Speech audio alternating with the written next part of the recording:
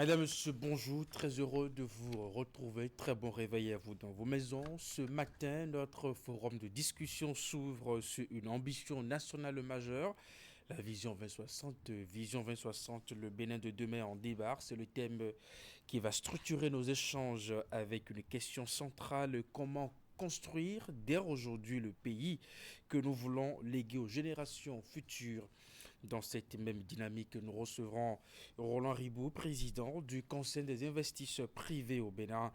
Avec lui, nous irons au cœur des enjeux économiques autour du thème Vision 2060 à la FIA. Quel engagement concret des investisseurs privés, rôle, responsabilité et attente du secteur privé face à cette vision. Et comme chaque matin, le sport ne sera pas en reste, Candide Ronrinto fera le point de l'actualité sportive et recevra aussi le grand maître Eudes Shoyeka, directeur technique national de la Fédération béninoise de taekwondo.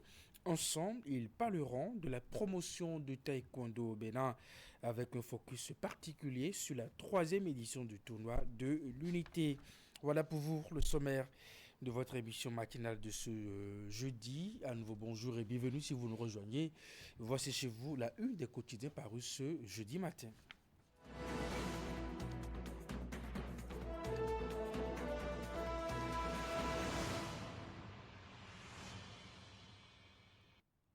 Qu'est-ce qui fait la une des quotidiens parus ce jeudi matin? On commence par le quotidien Fraternité, Vision, Bénin, 2060 à la FIA, les quatre piliers du document et les neuf axes stratégiques sont à lire dans les colonnes de Fraternité. Ensuite, la deuxième édition de la campagne nationale Tolérance zéro au travail des enfants.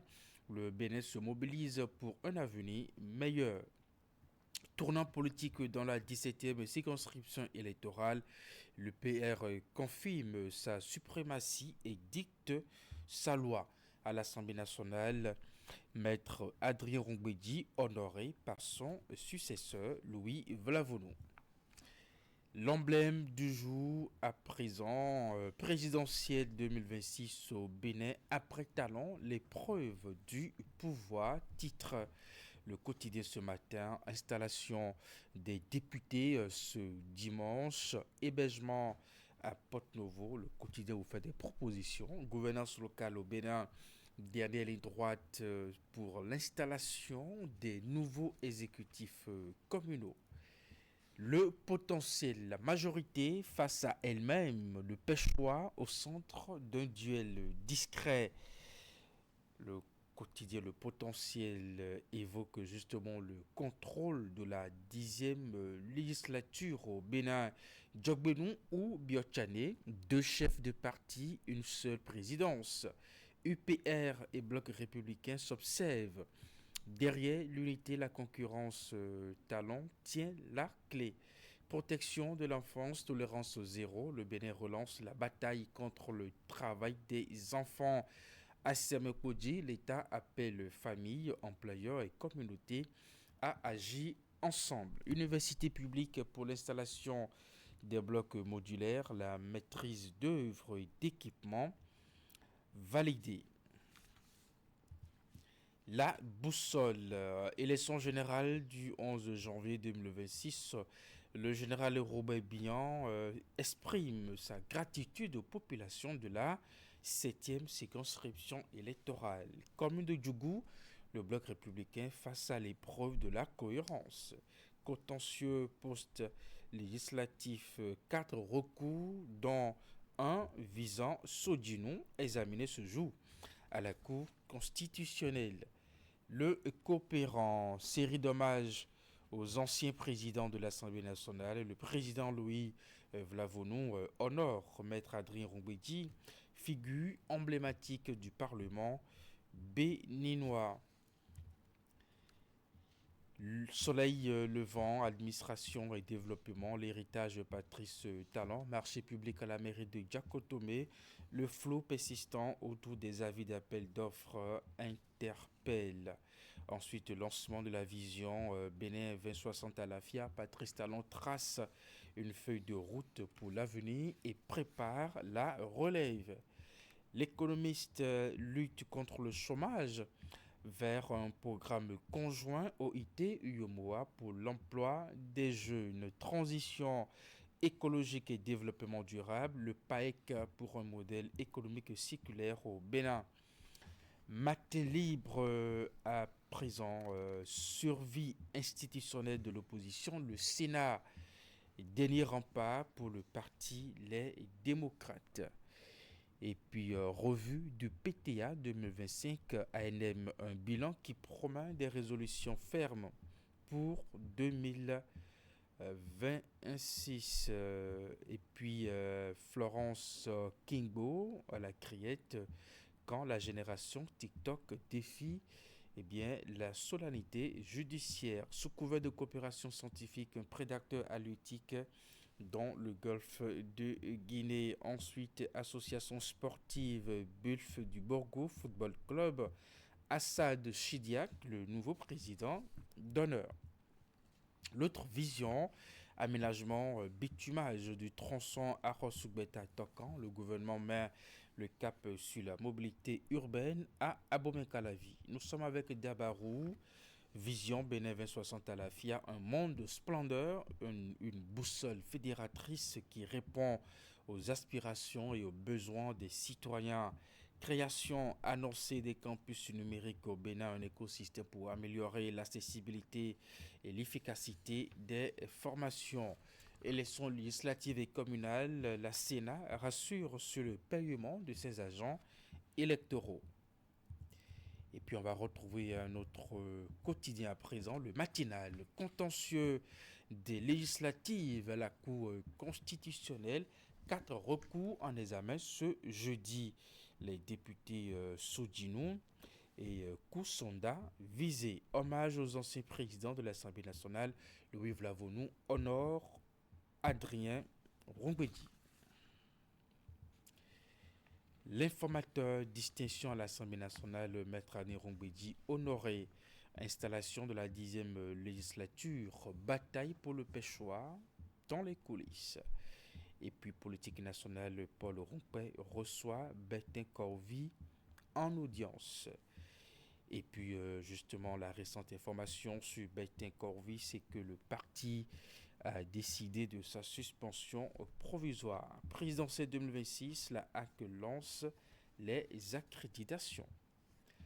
La guérite, 30 nouveaux bus aux étudiants du public.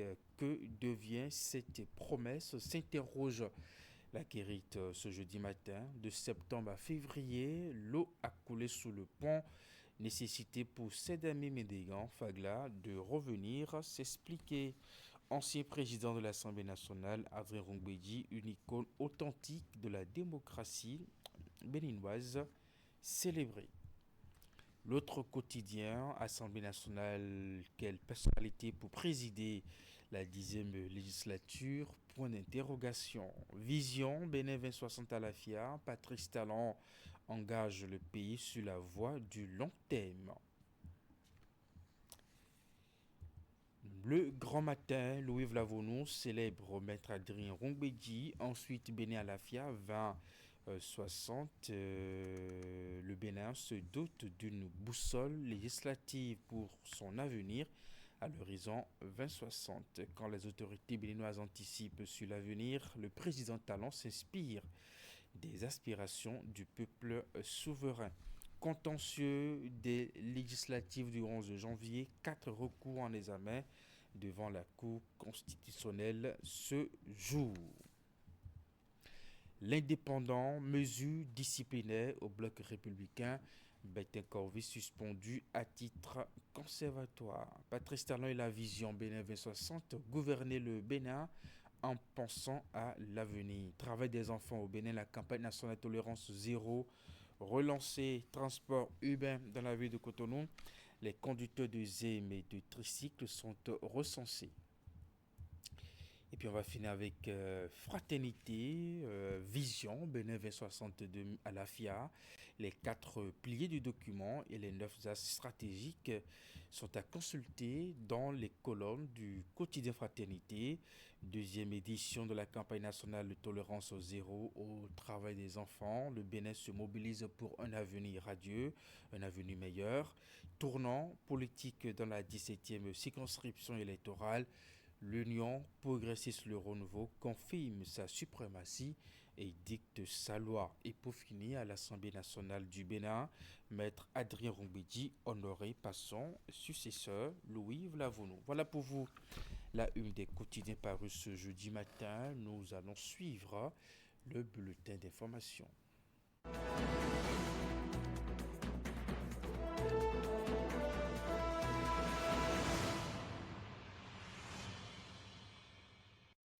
Le thème de la Journée mondiale des zones humides, édition 2026, Zones humides et savoirs traditionnels, célébrer le patrimoine culturel invite les différents acteurs à reconnaître les pratiques endogènes comme facteurs déterminants dans la sauvegarde de l'environnement. Ce thème n'est pas anodin et nous invite à porter un regard nouveau, mais surtout respectueux sur l'héritage culturel et écologique de notre pays. D'où sa centralisation au sein même de la thématique qu'est le développement durable. Développement durable, c'est respecter ceux qui nous ont précédés et pousser les générations à venir à conserver ce que nous pouvons leur laisser. La célébration de cette journée est donc une invitation à bâtir des passerelles solides entre savoirs ancestraux, savoirs dits traditionnels et approches scientifiques, entre tradition et innovation, entre anciens et nouveaux ou bien anciens et jeunes. Dans le contexte béninois, les zones humides constituent, en dehors d'être des écosystèmes naturels, des espaces de vie, de civilisation, de spiritualité, de transmission et de régulation sociale gérés depuis des générations grâce à des pratiques traditionnelles avérées. Et de par sa politique de renforcement des capacités des collectivités locales, de promotion de la participation communautaire et de valorisation des connaissances locales comme outil de gouvernance et de gestion environnementale, l'Agence béninoise pour l'environnement intégrait déjà ces pratiques endogènes dans les mécanismes modernes de gestion de l'environnement. Son défi à l'heure actuelle sera donc plus que jamais de travailler à la restauration de ces pratiques de protection et de sauvegarde qui tendent à être reléguées au second rang à cause des effets de la modernisation.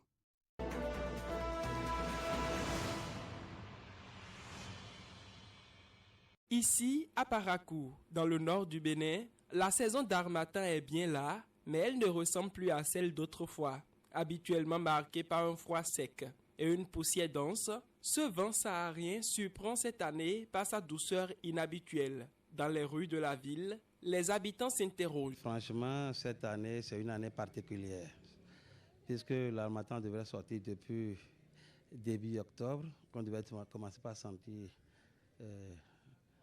l'harmattan, mais force est de constater que rien n'est fait, rien n'a été constaté depuis ce temps-là. Ça nous a paru un peu bizarre. Un ressenti partagé par de nombreux riverains. La situation a même bouleversé les habitudes économiques locales. Moins de froid, moins de besoins en vêtements chauds. Les commerçants de pullovers évoquent une saison atypique avec des ventes en net recul. Cette année, il n'y a pas l'harmattan. Tu tout parles, il n'y a pas l'harmattan. Surtout nous qui vendons des pullovers là, on a eu chaud cette année. Les marchandises ne sont pas sorties. Normalement, à partir déjà de fin novembre, début décembre, on commence par vendre les pulls et autres. Mais on constate qu'avec la chaleur, là, si on amène, ça ne pourra vraiment pas sortir. Donc, je ne me suis vraiment pas intéressée à cela. Ce changement est-il passager ou révèle-t-il un phénomène plus profond? Pour les spécialistes de l'environnement, plusieurs facteurs sont en jeu. Il y a le phénomène de El Niño qui serait à la base donc, de cet harmattan qui n'est pas présent aujourd'hui.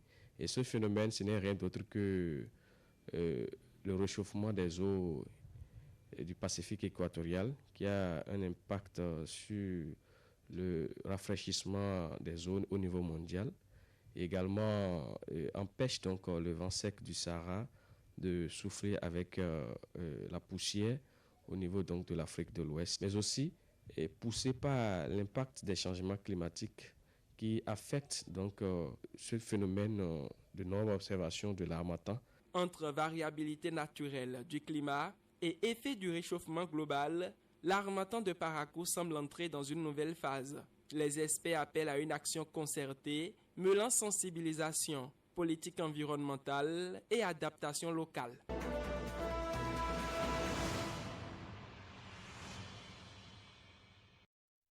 En 2025, nous avons mis l'accent sur la sensibilisation aux droits ainsi que la sensibilisation sur les questions de violence basées sur le genre et comment, quand on est victime de violence, comment saisir l'Institut national de la femme, bénéficier de sa protection, de son accompagnement, et y compris d'une assistance judiciaire, d'une assistance psychologique. Nous l'avons fait auprès des jeunes femmes qui sont en apprentissage, parce que nous savons bien que la vie professionnelle, quand elle commence, si elle n'est pas basée sur une santé mentale, une bonne santé mentale, la connaissance de ses droits et la conscience quand, par exemple, on est en train d'être victime d'un harcèlement sexuel, la conscience que, justement, c'est ce qui est en train de se passer. Toutes ces choses-là ont fait l'objet de nos préoccupations et nous avons veillé à ce que les jeunes femmes qui font leur entrée dans la vie professionnelle soient bien au parfum de ces réalités-là. Nous sommes allés également beaucoup dans les lycées techniques agricoles, dans les universités, pour faire de la sensibilisation sur la question du harcèlement sexuel. Donc, je vais dire en gros, on a fait une grosse campagne sur le harcèlement sexuel en milieu scolaire, en milieu universitaire, en milieu d'apprentissage professionnel.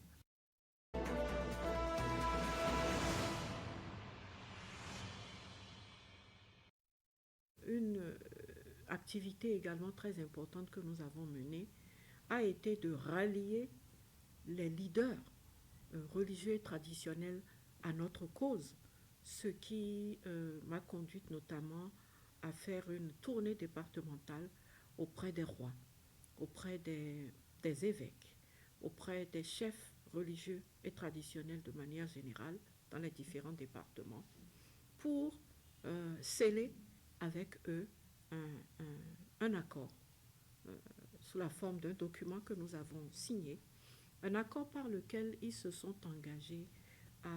C'est vrai que c'est un engagement mutuel, bien sûr. Ils se sont engagés à veiller à ce que les violences faites aux femmes ne restent pas, aux filles et aux femmes ne restent pas impunies.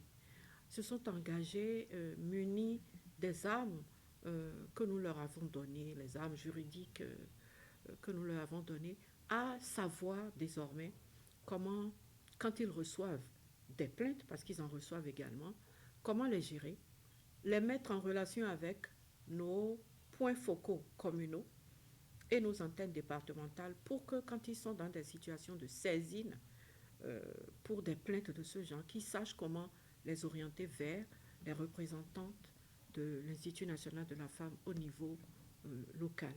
Et avec eux, nous avons vraiment eu des conversations très intéressantes parce que nous aussi, de notre côté, nous avons engrangé beaucoup de connaissances sur les coutumes, les traditions, les principes religieux, y compris les principes liés à nos cultes endogènes qui promeuvent les droits des femmes et surtout qui disent non à la violence à l'égard de la femme et de la fille.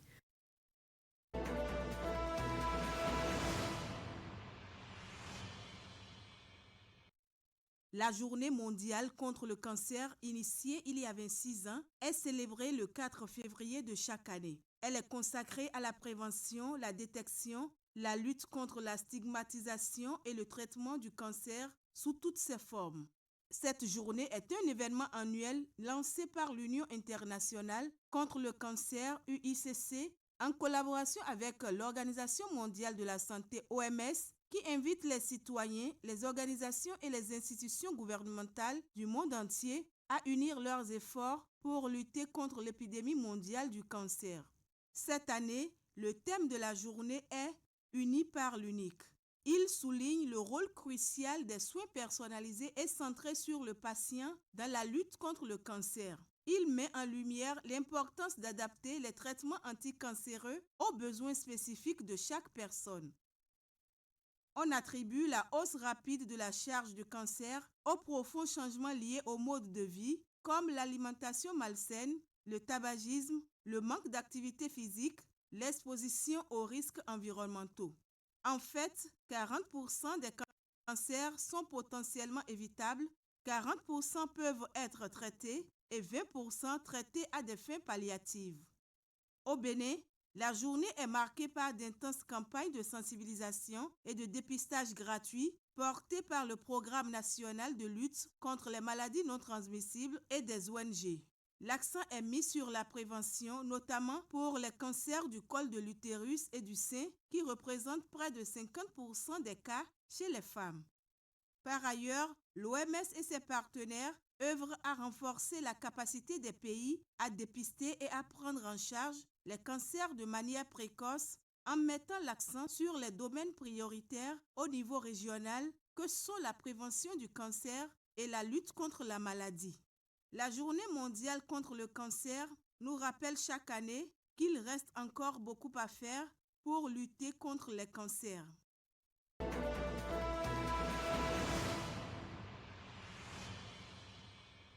Ce modèle de toilette publique, implanté ici dans le 13e arrondissement de Cotonou, est l'aboutissement d'un travail rigoureux en matière de salubrité. Il constitue la récompense du challenge d'assainissement initié par l'ONG Bénéville Propre, une compétition qui a mis aux prises les 13 arrondissements de la ville de Cotonou autour des bonnes pratiques d'hygiène et de propreté urbaine. Nous avons eu le premier prix qui nous donne ce joyau que vous avez vu derrière nous, qui n'est pas encore terminé. Et ils sont en phase de la finition. On a fait Ouida Ville Propre, on a fait Cotonou Ville Propre, on vient de finir Calavi Ville Propre. Et Cotonou, c'était vraiment une grande expérience. Et nous remercions le maire Luc Anthropo et nous remercions vraiment tous les participants, les CIA qui ont participé énormément à ce concours. Et le gouvernement, semblait le ministère des Cadres de Vie, et semblait la SGDS et tous les partenaires qui nous accompagnent modernement avec le financement, l'accompagnement même moral et physique, nous avons soutenu pour qu'on puisse aller très fort. L'objectif est clair, offrir aux populations une infrastructure d'hygiène accessible, attrayante, fonctionnelle et adaptée aux besoins du milieu. Selon le responsable du projet, l'inauguration officielle de cette toilette publique est imminente, signe de l'aboutissement d'un processus conduit avec méthode. Ce joyau que vous voyez actuellement derrière nous, ça a été financé par de gros partenaires qu'on appelle la SIAB et Batimat et tout le reste des partenaires aussi qui ont participé. Et le gouvernement a des bons plans, de bonnes initiatives. Nous n'allons pas nous rester à marge. Que ce soit citoyen béninois, n'importe qui n'est pas dans le gouvernement peut avoir cette initiative que l'État peut l'accompagner. Ensuite, c'est ça que nous avons mis ça en place. Donc, on peut dire le gouvernement, la mairie de Cotonou, l'ONG apporte l'initiative et les partenaires financent. À travers la mise en service de cette toilette publique, l'ONG Bénéville Propre, en collaboration avec ses partenaires, entend lutter efficacement contre les pratiques d'aisance à l'air libre et améliorer durablement l'hygiène publique dans le 13e arrondissement de Cotonou au bénéfice du cadre de vie des populations.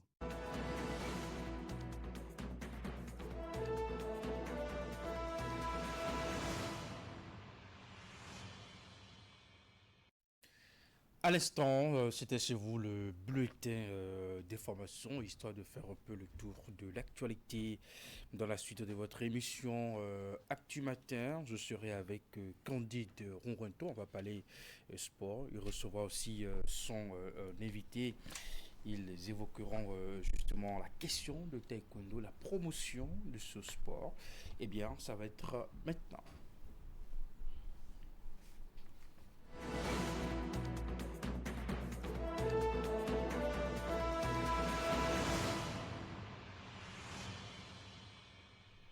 Candide, bonjour. Oui, bonjour. On démarre ce matin par l'actualité des guépards. Olivier Verdon décroche son 11e titre en Bulgarie. C'est bien cela. Le défenseur central béninois enchaîne avec un nouveau titre sous la couleur du PFC Ludogorets en Bulgarie. Ce mardi, Verdun a décroché sa 5e Super Coupe, il faut le dire, hein, avec son club devant leurs homologues de Levski Sofia dans le cadre de l'édition 2026 de la Super Coupe, au thème d'une rencontre âprement disputée au cours duquel le défenseur béninois a eu 3 à 90 minutes de jeu. Les champions en titre bulgares se sont imposés sur un score étriqué d'1-0. Le sacre de la Super Coupe de 2026 de Bulgarie qui vient s'ajouter aux 10 autres trophées remportés par le Guépard depuis son arrivée au sein du club en Bulgarie. De la Bulgarie, allons maintenant en Turquie, notamment à l'occasion de la 3e journée de la phase des groupes de la Coupe turque où le capitaine des Guépards du Bénin a inscrit un doublé cette semaine. Alanyaspor de l'international béninois battu par 4-0 Boluspor, un résultat permettant à Alanyaspor de Stimounier de faire respecter la hiérarchie par une victoire éclatante, titulaire donc au coup d'envoi. Le Guépard lui a contribué avec un doublé respectivement à la 60e et 68e minute. Ayant donc disputé toute la rencontre, le capitaine béninois totalise désormais 7 buts, il faut le dire, dont 6 en coupe en 12 apparitions, toutes compétitions confondues cette saison. Alanyaspor compte 7 points et occupe la première place du groupe A au niveau donc de la Coupe de Turquie. On va rester en Turquie pour parler d'un autre international béninois. Lui, il a changé de club ces dernières heures et son intégration au sein de sa nouvelle maison n'a pas pris du temps. Moins de 24 heures après sa signature avec le Beşiktaş, un des grands clubs du championnat turc, Junior Laitan, avec son dorsal 15, a pris part à la séance d'entraînement de son nouveau club ce mercredi. Le milieu offensif béninois qui a déjà eu son premier contact avec ses nouveaux coéquipiers et son nouveau staff technique, et tous sont tournés vers la préparation de la prochaine sortie du club. Et il faut le dire, selon les nouvelles, le Guépard pourrait faire ses débuts avec Beşiktaş dès ce jeudi lors du déplacement de l'équipe pour affronter Kocaelispor en Coupe de Turquie. On va aller à présent en Suisse pour prendre des nouvelles. Est-ce qu'avec notre Guépard, on a le coût de ce transfert? Oui, c'est évalué à plus de 5 millions de francs CFA avec d'euros, 5 millions d'euros, 5 millions d'euros avec 1 million d'euros en bonus à la signature pour le Guépard, le milieu offensif qui fait désormais partie des 10 transferts les plus chers dans l'histoire du football béninois. Pour ce qui est des joueurs béninois qui ont été transférés d'un club à un autre, il fait partie désormais du top 10 des joueurs les plus chers du football béninois. Junior Laitan qui signe dans l'un des plus grands clubs de Turquie, hein, un club qui est habitué à tutoyer le titre du championnat turc et à participer à plusieurs compétitions interclubs sur le continent. Il va même disputer ce jeudi, hein, selon les informations, son premier match. Il aura donc son baptême du feu ce jeudi avec son club lors de leur déplacement pour en découdre avec l'équipe de Kocaelispor en Coupe de Turquie. On va aller à présent en Suisse pour prendre des nouvelles des deux Guépards qui évoluent dans le championnat suisse, qui ont tous accédé aux demi-finales de la Coupe du pays avec leur club respectif. 65 minutes de jeu pour Imran Hassan, le milieu de terrain béninois, dans la victoire renversante de Grasshopper Club Zurich en quart de finale de la Coupe de Suisse 2026 ce mardi face au FC Sion, un duel 100% Super League qui a vu les Bleus et Blancs s'imposer après les prolongations au bout d'un score de 4-3, un succès avec lequel le Guépard et ses coéquipiers arrachent le billet pour les demi-finale. Et on aura également en demi-finale de la Coupe Suisse 2026 le défenseur béninois Mohamed Tidjani avec l'équipe de Yverdon Sport. En quart de finale hier, les Yverdonois se sont imposés à leurs homologues de Neuchâtel Samas par un score de 2-1. Titularisé au coup d'envoi, le défenseur béninois a joué tout le match et a reçu un carton jaune à la 39e minute de jeu. Les Amazones U20 amorcent ce jeudi le dernier virage du troisième tour des éliminatoires de la Coupe du Monde féminine U20 2026.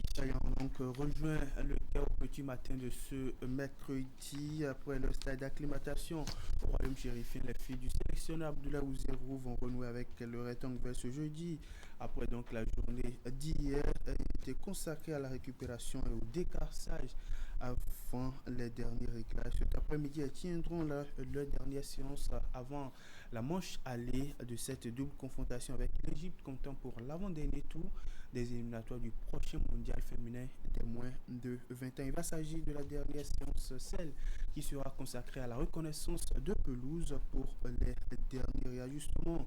Et elle sera précédée de la conférence de presse de l'équipe béninoise, tout comme de l'équipe égyptienne. Rappelons que cette manche allée de ce troisième tour se joue ce vendredi à partir de 13h30 heure béninoise. Le match aller étant prévu se jouer au Caire en Égypte. L'Égypte qui, de son côté, tout comme le Bénin, n'a jamais participé à une Coupe du Monde, mais compte déjà 6 apparitions à une phase finale de la Coupe d'Afrique des Nations, contrairement à l'équipe béninoise. Les Amazones qui vont donc tenter dès demain à commencer par sonner à la porte de l'exploit face à une équipe égyptienne qui est déjà une des équipes expérimentées du continent, mais qu'elles devront battre justement pour espérer se rapprocher davantage de leur qualification pour le mondial féminin des moins de 20 ans. Changeons de discipline à présent. Parlons taekwondo. Eric vous l'annoncez en début donc de cette rubrique sport. Dans quelques jours, les taekwondoistes feront des retrouvailles autour de l'atmosphère des compétitions. Ceci grâce à la 3e édition du tournoi de l'unité qu'organise la Fédération béninoise de taekwondo. Et pour en parler ce matin, nous avons avec nous le grand maître Eudes Shoyenka. Il est DTN, directeur technique national de la Fédération béninoise de taekwondo. Monsieur Eudes Shoyenka, bonjour. Bonjour. Allez, merci de venir par ici ce matin. Pour commencer, dites-nous, vous êtes le patron de tout ce qui est technique au niveau de la Fédération béninoise de taekwondo. Comment se portent nos taekwondoistes? Affirmatif, je suis le directeur technique national de la Fédération béninoise de taekwondo. Le taekwondo se porte à merveille et en pleine préparation pour la grande retrouvailles du 26, 27 et 28 février 2026. Et justement, parlez-nous de cette retrouvaille. Le tournoi de l'unité de taekwondo, de quoi s'agit-il concrètement? Il s'agit d'une opportunité que l'association Colombe a voulu offrir aux jeunes poussins, aux jeunes pupilles, aux benjamins, aux cadets, d'avoir une compétition exclusivement dédiée à eux. Voilà, parce que le comité exécutif de la Fédération béninoise de taekwondo, lors des championnats nationaux de façon traditionnelle, ne peut pas couvrir entièrement toutes les catégories jusqu'aux petits-enfants.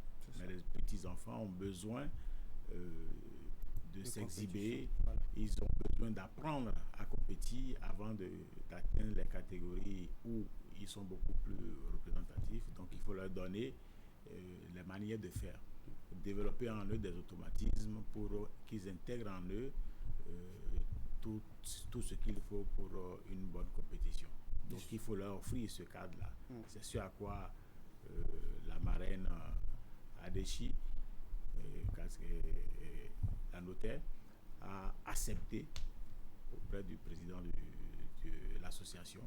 Et ensemble, ils se sont portés vers le docteur Poublemou, président de la Fédération béninoise de taekwondo, qui a validé leur projet et a accepté parrainer également l'activité. Donc voilà. Dans quelques jours, va s'ouvrir donc cette 3e édition à Cotonou. Où en êtes-vous dans les préparations?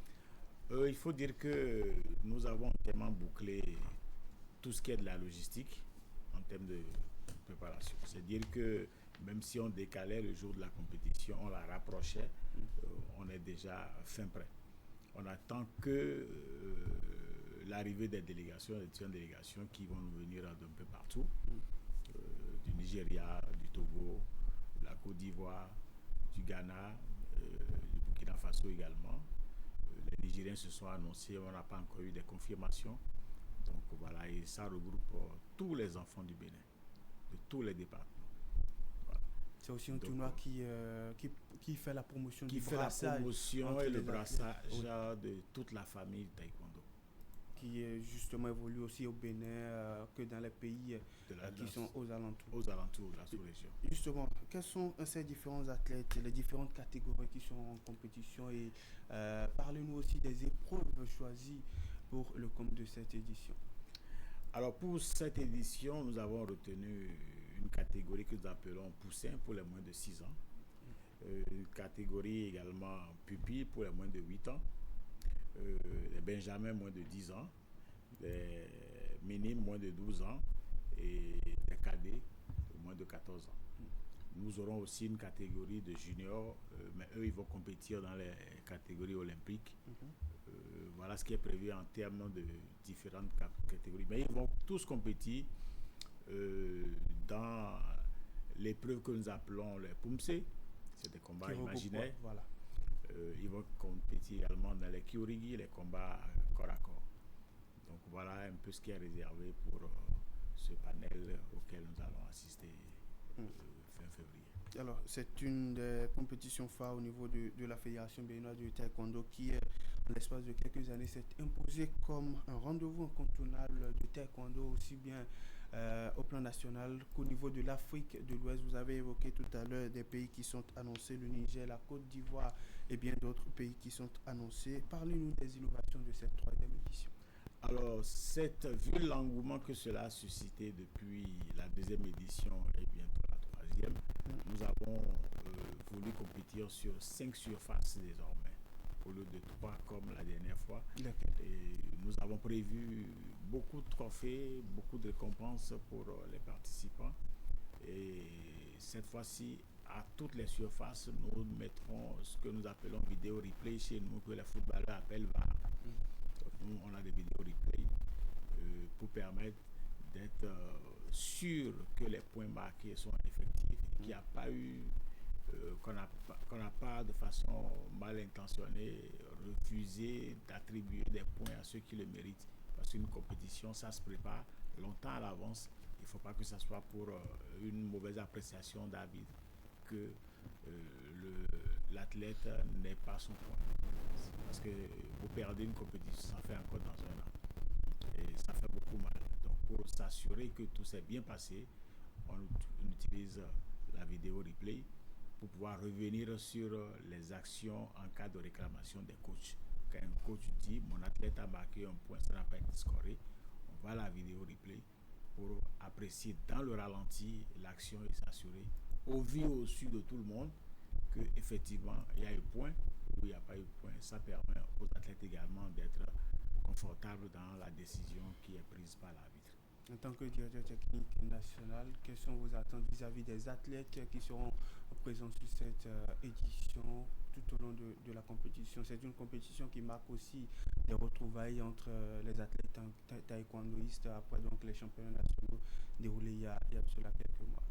Nous attendons la direction technique de faire de la bonne détection autour de cette, comme ça nous permet de savoir ceux qui ont émergé de l'année dernière à cette année-ci pour pouvoir avoir un bon vivier dans notre sélection nationale afin de pouvoir répondre aux rendez-vous statutaires auxquels on est souvent appelé et pouvoir faire une bonne représentation du pays afin de faire sonner l'hymne national du Bénin. Et parlant de sélection nationale, quelles sont ces compétitions en vue pour nos différentes Amazones et nos différents guépards taekwondoïstes?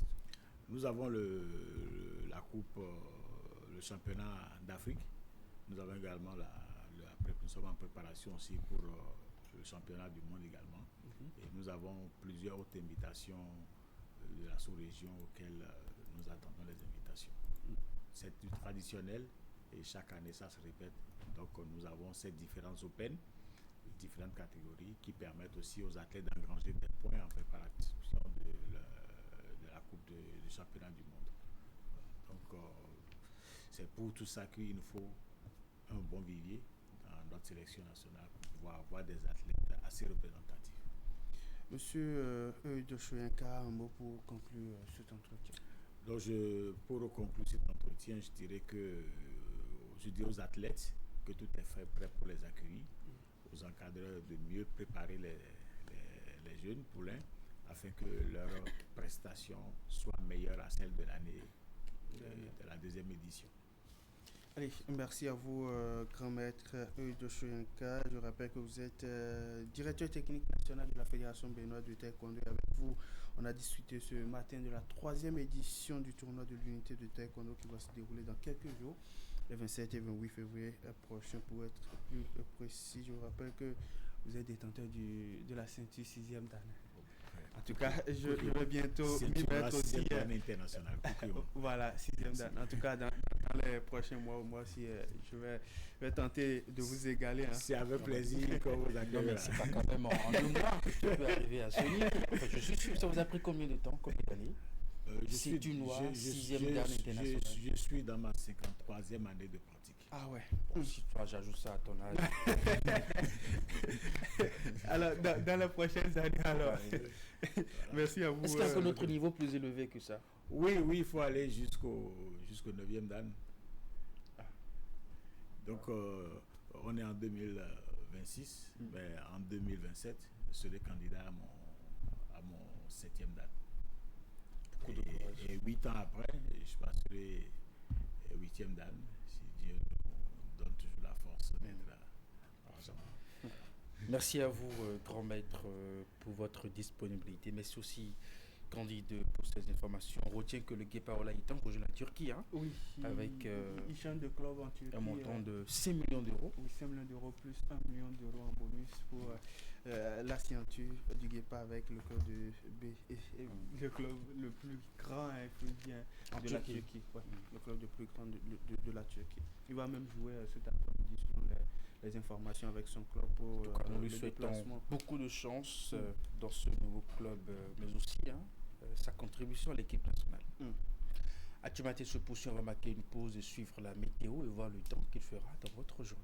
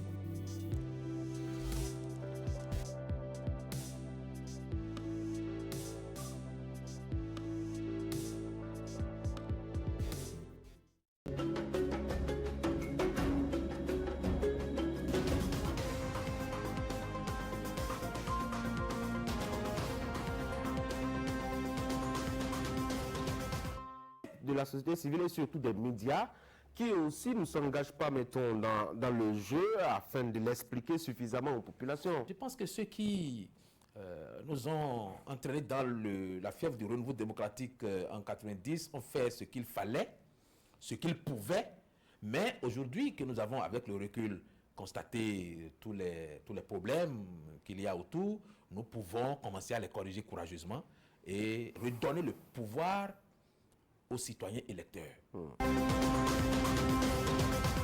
faudra aussi montrer l'exemple. Et on n'a pas l'impression que nos aînés nous aident beaucoup. Ils ne nous aident pas parce qu'ils ne peuvent pas faire autrement. Ceux qui s'opposent à un gouvernement ne s'opposent pas à ce gouvernement-là forcément parce que le pays recule. Ils s'opposent à ce gouvernement-là peut-être parce qu'on leur demande de le faire. Il y a des télécommandes qui disent ce président-là, il faut l'arrêter. Celui-là, il faut faire en sorte qu'il dégage. Et celui-là, il faut faire en sorte qu'il n'atteigne pas, qu'il ne réussisse pas tel projet. Vous voyez? Donc, il y a de ces choses-là qui se font avec les nationaux. Et c'est pour ça que les hommes politiques doivent faire attention à travailler pour le pays plutôt que pour d'autres intérêts qui ne sont pas des intérêts nationaux. Alors, l'Afrique de l'Ouest a un problème avec la démocratie ou c'est plutôt Jacques Chirac qui avait raison en disant que la démocratie est un luxe pour les Africains? La réponse à cette problématique pourrait se trouver un peu dans ce que disait le professeur Maurice Aranz-Oglélé lorsqu'on faisait la popularisation de la nouvelle constitution de la nouvelle constitution de 1990, 90, oui. Où il disait que il faut absolument qu'avec le vent qui souffle là, pour qu'on ne soit pas dépassé par les événements, qu'on fasse en sorte que les fondamentaux de la démocratie soient enseignés. Que la Constitution soit enseignée à partir de l'école primaire. Que les questions touchant aux droits de l'homme soient enseignées à partir de l'école primaire jusqu'à l'université. De façon à ce que le citoyen ait l'élévation mentale nécessaire pour comprendre au fur et à mesure que les tests qui ont été désormais adoptés appellent de la part du citoyen un certain comportement.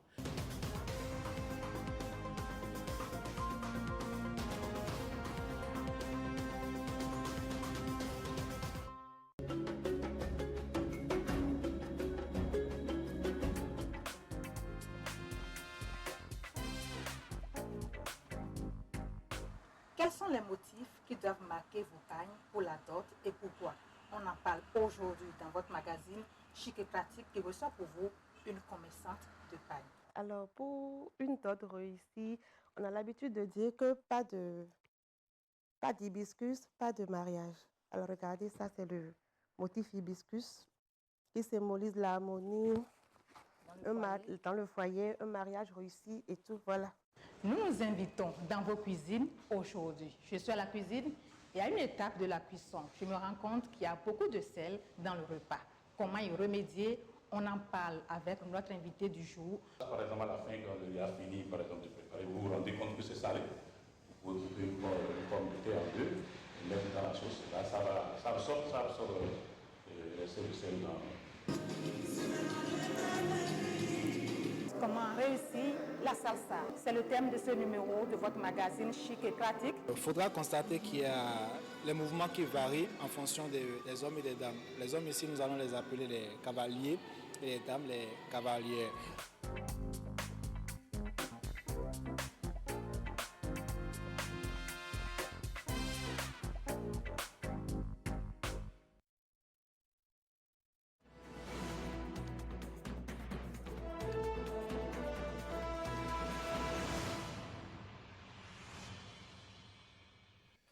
Retour sur le plateau d'Actu Matin. Eh bien, je suis avec Monsieur Roland Ribour. Il est le président du Conseil des investisseurs privés du Bénin. Avec lui, nous irons au cœur des enjeux économiques autour du thème Vision 2060 à la FIA. Quel engagement concret des investisseurs privés, rôle, responsabilité, attente du secteur privé face à cette vision, justement, qui a été lancée par le chef de l'État.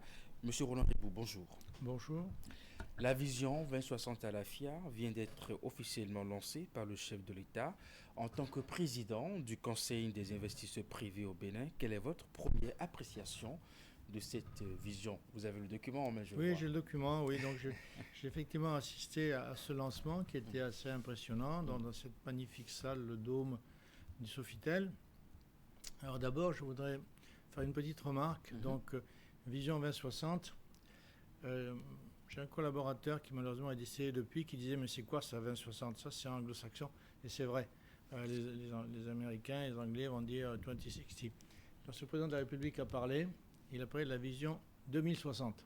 Il n'a jamais dit 2060. 2060. Donc, je je lui rends hommage pour ça. C'est un super français, c'est la bonne façon de le dire. C'est ça. Bon, maintenant, sur le document lui-même, c'est bien parce que c'est un document de moyen terme. Vous savez, le court terme, c'est 7 ans. Après, quand on dépasse 7 ans, on est dans le long terme. Donc là, on est dans le long terme. Et on a fait un travail, enfin, je veux dire, un certain nombre d'autorités. On fait un travail pour arriver à dire quel serait notre chemin, qu'est-ce qu'on pourrait être. Donc ça, c'est une bonne chose. Bien sûr, est-ce que ce sera possible? Je ne dis pas par rapport à nous-mêmes, mais par rapport à l'environnement qui est en train de changer. Les BRICS, Monsieur Trump, quelqu'un d'autre à la place, etc. Si vous voulez, donc, mais c'est bien, il faut vraiment avoir une boussole. Et ça, c'est la boussole que nous devons utiliser pour aller de l'avant. D'accord. Alors, pour vous qui observez l'environnement économique au Bénin depuis plusieurs années, selon vous, qu'est-ce qui distingue la vision 2060, justement, à la FIA, des précédents cadres stratégiques de développement que le Bénin a connus par le passé? Écoutez, il y en a eu plusieurs, vraiment. Hein.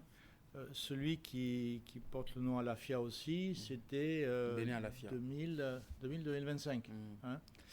Et franchement, on n'en parlait plus beaucoup. Hein, il faut bien le reconnaître.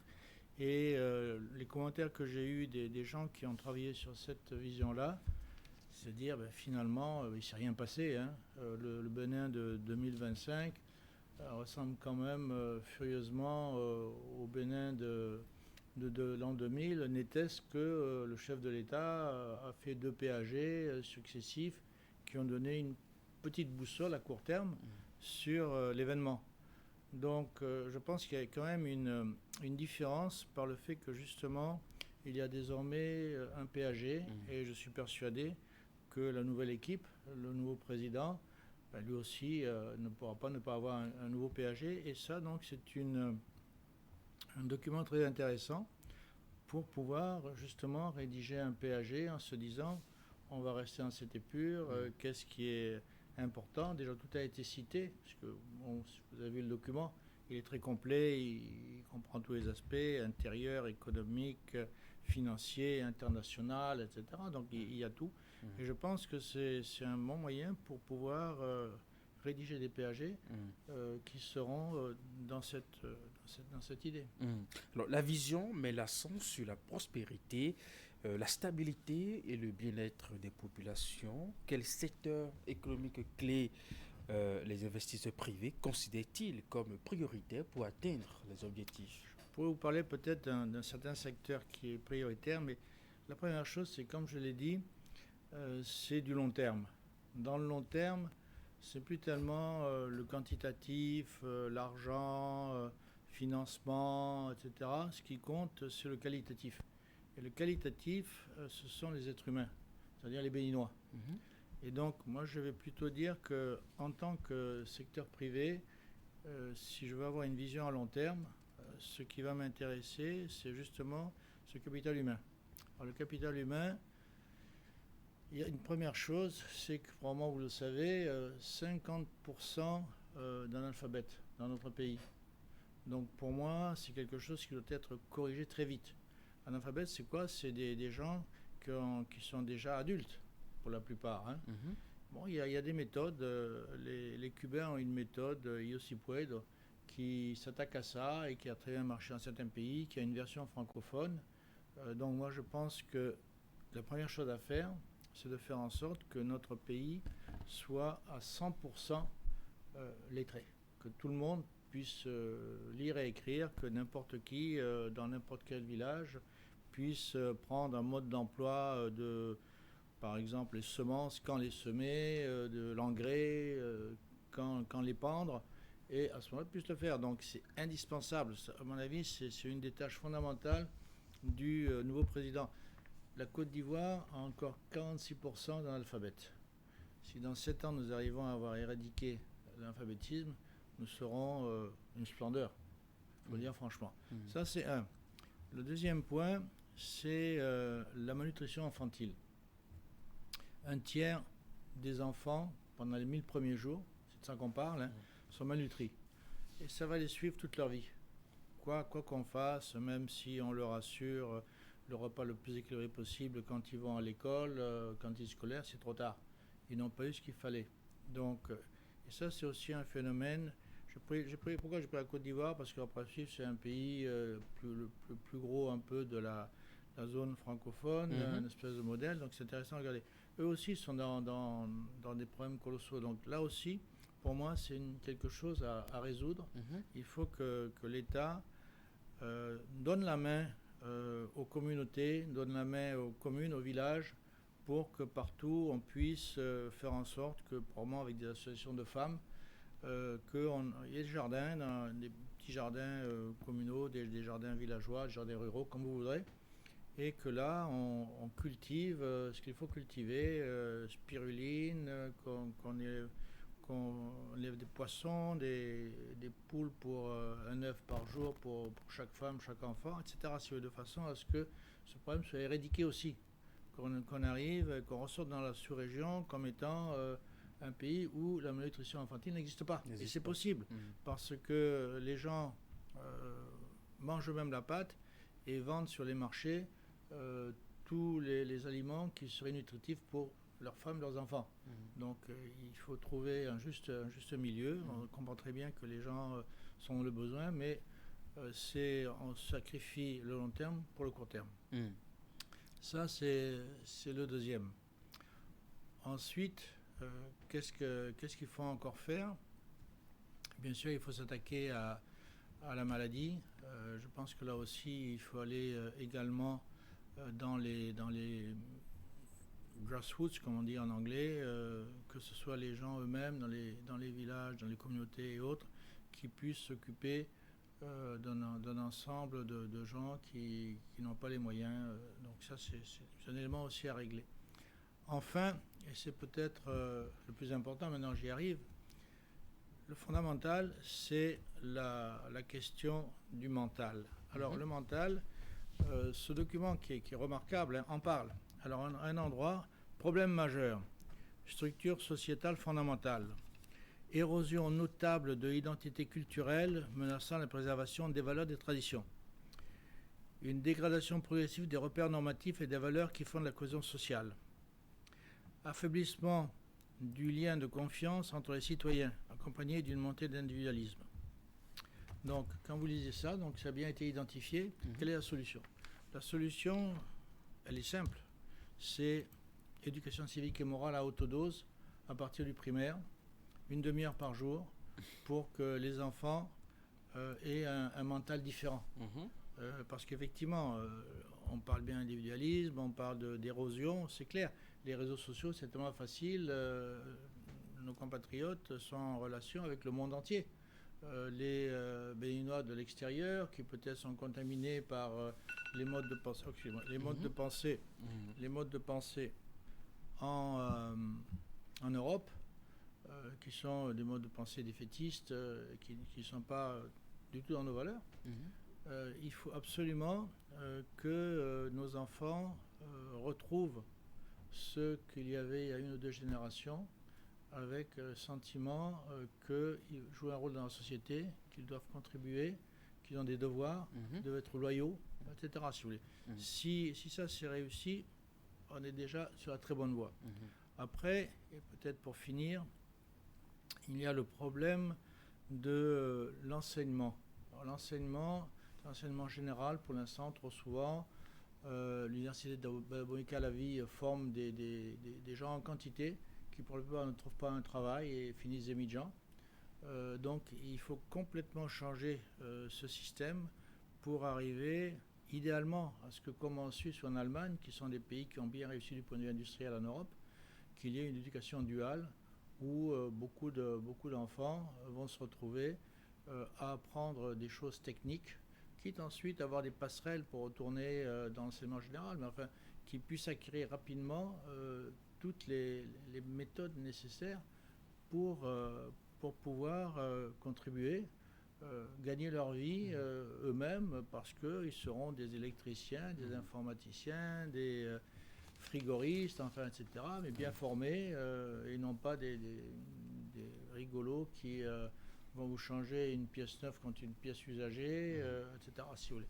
Donc, si vous avez tout ça, tout est prêt pour que cette vision d'un monde de splendeur soit des réalités. Soit une réalité, parce que les gens qui, par exemple, si on commence ce programme aujourd'hui, en 2060, ils auront 40 ans. Ça veut dire que toute la génération la plus productive sera déjà formée, et mentalement, et techniquement, je dirais. Donc voilà, pour moi, c'est ça qui est fondamental. C'est la base, si vous voulez. C'est la base. Et quel rôle le Conseil des investisseurs privés au Bénin entend-il jouer dans la mise en œuvre de cette très bien, vision justement, 2060 nous, notre intention, c'est de faire des propositions en ce sens. Donc, c'est peut-être très prétentieux, mais enfin, on aura des propositions dans le nouveau PAG. Le nouveau PAG comprendra beaucoup de choses, la culture, etc. Mais nous, dans nos domaines, c'est-à-dire agriculture, industrie, et puis aussi tout l'aspect socio-économique dont je vous ai parlé, c'est notre domaine. Donc, parce que si nous n'avons pas des gens loyaux, formés, désireux de progresser, et pas simplement de venir avec leur intérêt dans l'entreprise, comme on dit, si vous voulez, la réussite est assurée. Et ce Bénin 2060 sera effectivement un monde de splendeur où on ressortira par rapport à toute la sous-région. On sera une exception dans la sous-région. Et si cette vision en partie repose sur l'investissement privé, est-ce que vous pensez que les réformes actuelles offrent suffisamment de garanties d'attractivité pour mobiliser durablement les capitaux privés? Écoutez, là encore, puisqu'on est dans le long terme, c'est une question de mental. Vous voyez, regardez la Chine. Pendant un certain temps, la Chine, c'était Mao Tse-tung, tout part du sommet, etc. Le résultat, la misère totale, des famines épouvantables, des millions de morts parce que l'État disait qu'il fallait aller là, alors qu'en réalité, il aurait fallu aller là.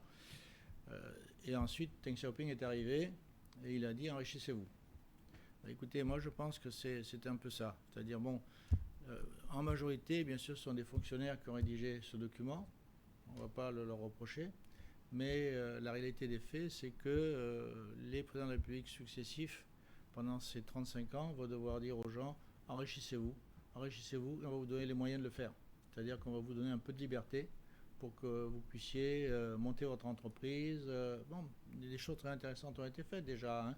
On peut créer une société très rapidement, on peut, etc. Mais enfin, il faut aller beaucoup plus loin, de faire en sorte que les gens aient vraiment la possibilité de s'épanouir dans le travail et dans leur entreprise. Et ça, pour ça, il faut que l'État soit raisonnable. Il ne peut pas tout gérer. Après, par exemple, là, on dit, équilibre entre les régions, etc. Oui, d'accord, mais enfin... Très bien, mais il faut qu'à la base, les gens soient libres d'investir et de réussir. Alors, quelle place cette vision accorde selon vous aux PME, aux entrepreneurs locaux, souvent considérés aussi comme socle d'un tissu économique national? Écoutez, est-ce que ça va être question des grandes entreprises Non, vous avez raison. C'est effectivement le socle, puisque ceux qui créent les emplois, en réalité, puisque quand vous êtes une grosse entreprise avec une usine, vous rajoutez un département ou bien une nouvelle machine, vous embauchez 5 personnes, 10 personnes, 15 personnes et vous avez dépensé 500 millions, 1 milliard. Par contre, une petite entreprise, elle va peut-être investir 1 million de CFA et embaucher 3 personnes. Donc c'est clair que ce sont les petites entreprises qui vont former, comme vous dites, le socle.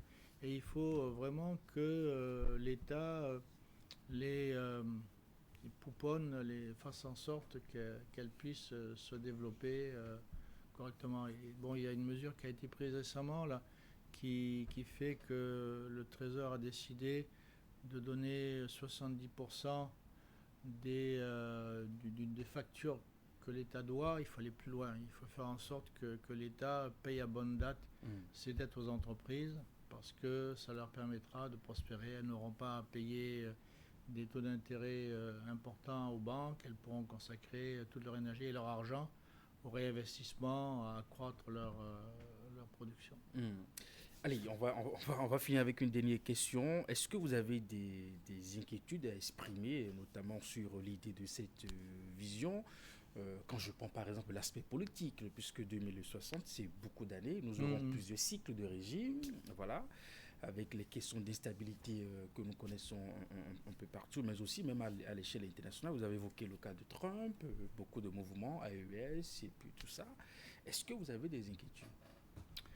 Écoutez, le bon aspect, c'est que des habitudes sûrement ont été prises en 10 ans. Par exemple, le PAG. PAG, je ne pense pas qu'un gouvernement, un président de la République qui arrive va se dispenser d'en avoir un. Donc en fait, nous aurons une boussole et il va sûrement s'appuyer là-dessus. Espérons qu'il s'appuie aussi sur nous, par exemple, chambre de commerce, patronat, pour avoir des retours, pour faire du dialogue public-privé. Par exemple, ce qui me paraît très important, c'est que dans chaque secteur, il y a un dialogue régulier entre l'État et le secteur privé pour dire quels sont vos besoins, comment faire pour que vous puissiez gagner la compétition, lutter contre la concurrence, etc. Je pense que ça, c'est important. Donc, fondamentalement, je ne suis pas inquiet. Je pense que notre système est bien stable, que nous aurons des présidents de la République successifs, puisqu'on parle de 5 septennats, donc qui seront certainement d'un bon niveau, puisque finalement nous avons quand même un groupe, un foyer de gens très compétents qui peuvent très bien arriver, mais le problème c'est leur mental. Il faut que ces gens soient dans cette optique enrichissez-vous. Et non pas dans l'optique je sais tout, c'est moi qui vais dire comment on va faire le développement. Le développement va être fait par des milliers, des dizaines de milliers, des centaines de milliers de décisions qui seront prises et qui feront que ça va réussir, ça va monter. Donc je suis raisonnablement optimiste. Je vais quand même revenir à votre première question au point de vue économique. Qu'est-ce qu'il faudrait? Je vais quand même en dire une qui n'est pas vraiment évoquée, je pense, dans le document, c'est l'énergie nucléaire. Je pense que sur les 35 ans, peut-être je ne suis plus de ce monde à ce moment-là, mais on verra certainement au Bénin une ou deux mini-centrales. Et peut-être si on peut s'entendre avec les Chinois, vous savez, ils ont une nouvelle méthode, c'est celle de thorium.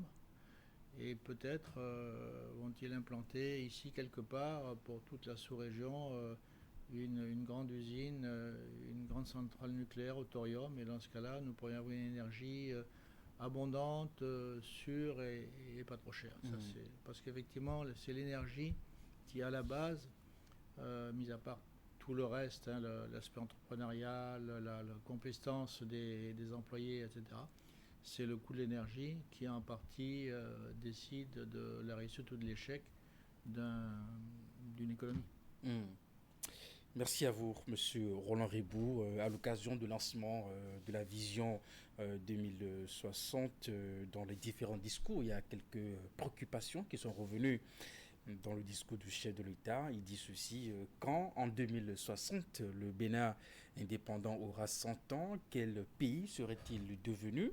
Quelle qualité de vie offrirait-il à ses filles et fils, tant en termes d'infrastructures, de formation que d'accès confortable aux services de base? Comment serait-il perçu dans le concert des nations? Je pense que pour répondre à ces questions, il faut commencer par travailler maintenant.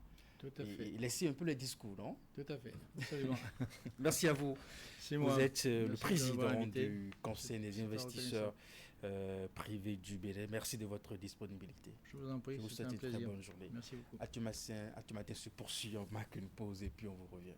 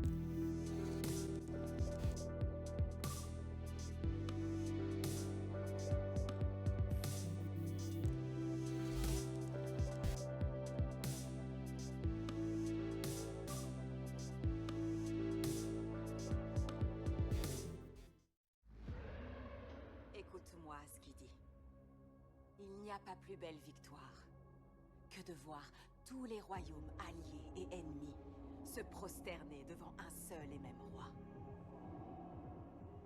Et ce roi, c'est toi, Shaka, fils de Senzaga Kona. Une guerre se prépare. Il va vouloir se venger. Tu dois bâtir ton propre royaume. C'est toi le roi. Mieux vaut faire la paix que la guerre. Mais parfois, on n'a pas le choix. Nous les anéantirons tous jusqu'au dernier. Ah, mort! À l'attaque! Allez!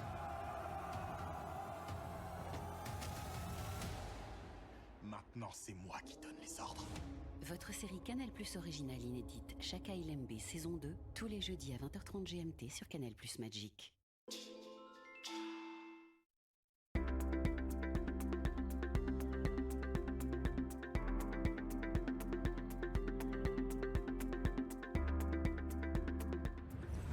Dans tous les médias de service public, nous tenons rigoureusement, dans cette période électorale, le scrupule et le souci de l'honnêteté, de l'objectivité et de la véracité. Nous nous interdisons la publication de propos ou de déclarations qui ne sont pas de nature à favoriser le dialogue. Les médias du secteur privé veillent scrupuleusement durant cette période sur les règles d'équité, d'impartialité et d'objectivité. Nous nous soumettons à l'obligation du respect du droit de réponse, conformément aux tests en vigueur, et veillons à l'observation stricte des obligations résultant de la convention signée avec l'ARAC. En outre, nous restons collés à l'obligation de l'accès équitable des partis politiques, de la société civile et des citoyens aux médias de service public.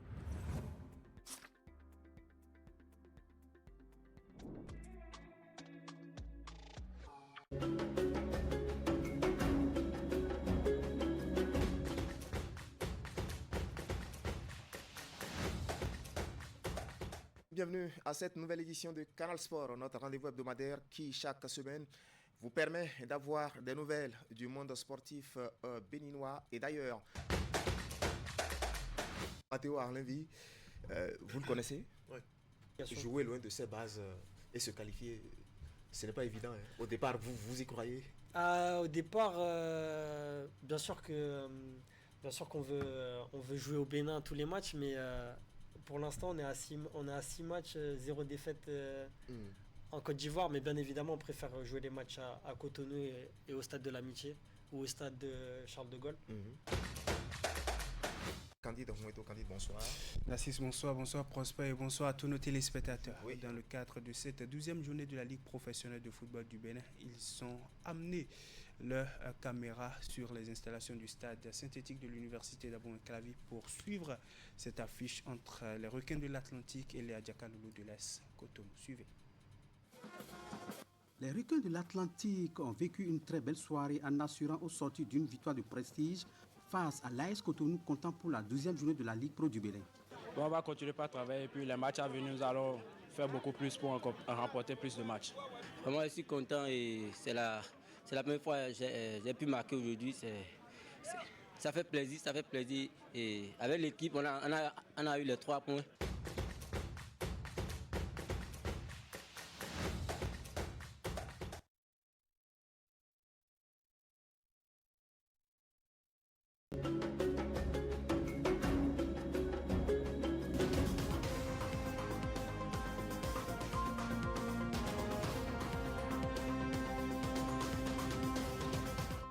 De la société civile et surtout des médias qui aussi ne s'engagent pas, mettons, dans le jeu afin de l'expliquer suffisamment aux populations. Je pense que ceux qui nous ont entraînés dans la fièvre du renouveau démocratique en 90 ont fait ce qu'il fallait, ce qu'ils pouvaient, mais aujourd'hui que nous avons avec le recul constaté tous les problèmes qu'il y a autour, nous pouvons commencer à les corriger courageusement et redonner le pouvoir aux citoyens électeurs. Il faudra aussi montrer l'exemple. Et on n'a pas l'impression que nos aînés nous aident beaucoup. Ils ne nous aident pas parce qu'ils ne peuvent pas faire autrement. Ceux qui s'opposent à un gouvernement ne s'opposent pas à ce gouvernement-là forcément parce que le pays recule. Ils s'opposent à ce gouvernement-là, peut-être parce qu'on leur demande de le faire. Il y a des télécommandes qui disent ce président-là, il faut l'arrêter. Celui-là, il faut faire en sorte qu'il dégage. Et celui-là, il faut faire en sorte qu'il n'atteigne pas, qu'il ne réussisse pas tel projet. Vous voyez? Donc, il y a de ces choses-là qui se font avec les nationaux. Et c'est pour ça que les hommes politiques doivent faire attention à travailler pour le pays plutôt que pour d'autres intérêts qui ne sont pas des intérêts nationaux. Alors, l'Afrique de l'Ouest a un problème avec la démocratie ou c'est plutôt Jacques Chirac qui avait raison en disant que la démocratie est un luxe pour les Africains?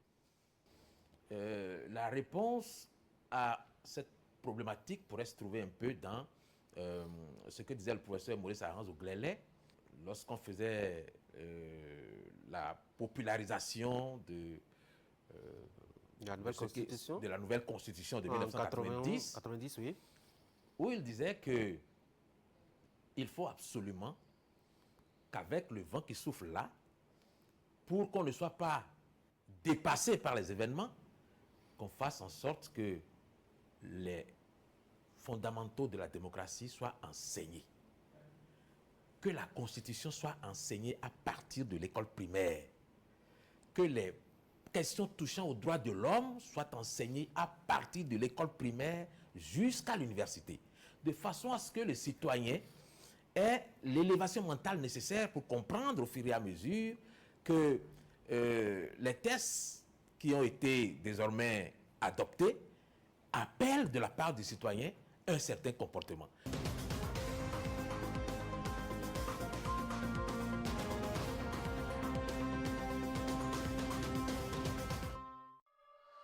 Chaque année, la SB2E subit des pertes énormes à cause du vandalisme. Plus de 600 millions de francs CFA dépensés entre 2020 et 2024 juste pour remplacer les matériels vandalisés. En 2023 seulement, plus de 200 millions de pertes. Derrière ces chiffres, il y a des réalités douloureuses. Des hôpitaux privés d'électricité, des quartiers entiers plongés dans l'insécurité, des familles et des commerces paralysés. Le vandalisme détruit des emplois et brise des vies. Le vandalisme n'éteint pas seulement la lumière, il nous coûte cher et met des vies en danger. Ensemble, protégeons nos installations électriques. La SB2E, des femmes et des hommes à votre service 24 heures sur 24.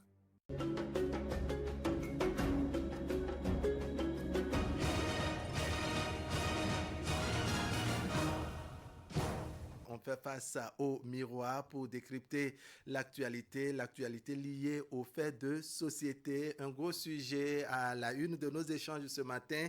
Quel regard portez-vous sur la dot aujourd'hui? La dot en soi, normalement, c'est le mariage. S'il ne fait pas officiellement la grande dot, la femme ne bouge pas. C'est ça. Et le gars dit que, bon, si c'est ça, il faut choisir entre ta famille et moi. Il y a des hommes qui, après mariage, ils abandonnent tout. Ils n'ont rien fait encore. C'est ça. Il y a beaucoup de couples qui sont là. Annuellement, ils n'offrent pas aucun plaisir à sa femme. Tu es un homme, tu n'arrives pas encore à satisfaire correctement ton épouse à la maison. Elle sait, elle se dit, bon, j'ai déjà des enfants ici, je me contente de ça. Et c'est en plus de ça, c'est ça qui sort pour aller prendre encore une autre femme dehors. Téléspectateurs, allez, bonjour. Oui, bonjour le plateau. Alors, je dirais que la dot aujourd'hui, c'est vu comme autre chose. Ce n'est plus symbolique. Oui, je suis votre émission depuis Baricon. On vous est d'accord. Je vois que c'est très intéressant et j'ai voulu donner mon point de vue par rapport à... Allons-y, ça nous fait plaisir aussi.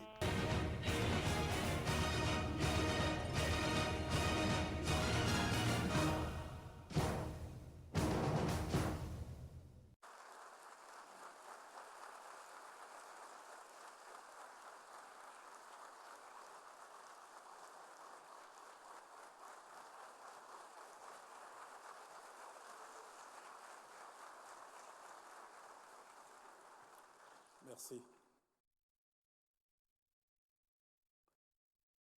Madame la vice-présidente de la République, Mesdames et Messieurs les présidents des institutions de la République, Mesdames et Messieurs les membres du gouvernement et du haut commandement militaire, Mesdames et Messieurs les honorables députés à l'Assemblée nationale, Excellences, Mesdames et Messieurs les ambassadeurs et représentants des missions diplomatiques et consulaires accréditées au Bénin, mes chers compatriotes, Mesdames et Messieurs,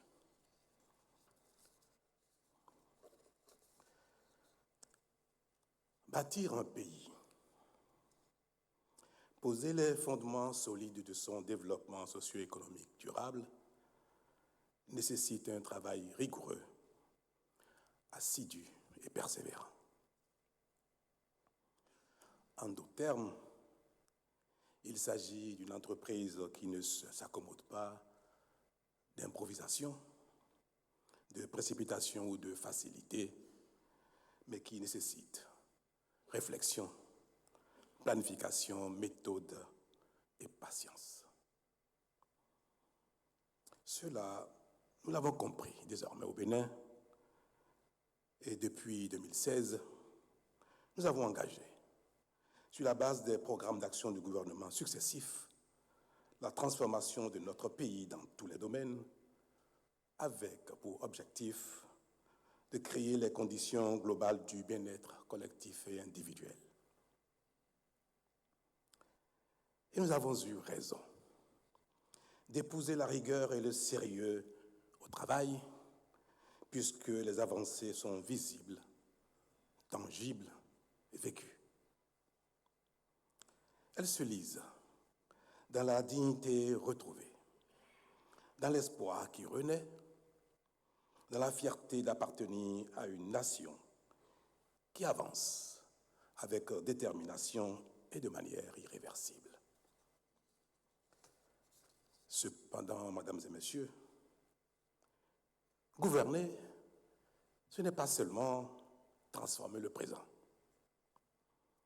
C'est aussi et surtout préparer l'avenir. C'est pourquoi nous avons le devoir aujourd'hui de consolider nos acquis et de les inscrire dans une trajectoire lisible et durable. C'est tout le sens de l'adoption de la loi numéro 2025-16 du 16 juillet 2025 portant Vision nationale de développement à l'horizon 2060. Par cet acte, la République a fait un choix responsable, celui de penser au-delà de l'urgence, de planifier au-delà des mandats et d'inscrire l'action publique dans le temps long. Mesdames et Messieurs, ce jour marque une étape décisive puisque nous engageons la dissémination de la mise en œuvre de la vision Bénin 2060 à l'AFIA, un monde de splendeur. Cette vision qui devient désormais notre boussole commune sur les 35 prochaines années. Elle n'est pas un simple document. Elle est un serment, un engagement, un cap. Elle affirme avec clarté qu'à l'horizon 2060, le Bénin sera un pays de paix, de prospérité partagée, de bonne gouvernance, de rayonnement culturel et international et de bien-être pour tous. Elle trace les grands chantiers à conduire sur 2 générations afin que notre développement ne soit jamais laissé au hasard. Elle nous rappelle une vérité essentielle. Chaque décision publique prise aujourd'hui engage le destin de demain. La dissémination ainsi engagée est donc une invite solennelle adressée à tous, institutions, collectivités territoriales, entreprises, organisations de la société civile, citoyens, afin que chaque composante de la nation prenne sa part de ce grand et exaltant chantier. Car le développement n'est jamais l'œuvre d'un homme, ni d'un gouvernement tout seul. Il est le résultat d'une volonté collective, disciplinée, persévérante et partagée. En effet, C'est dans la diversité des talents, la complémentarité des forces et l'unité des volontés que se construit la puissance des nations. Par cette vision, le Bénin fait le choix de conjuguer souveraineté et ouverture, enracinement et rayonnement,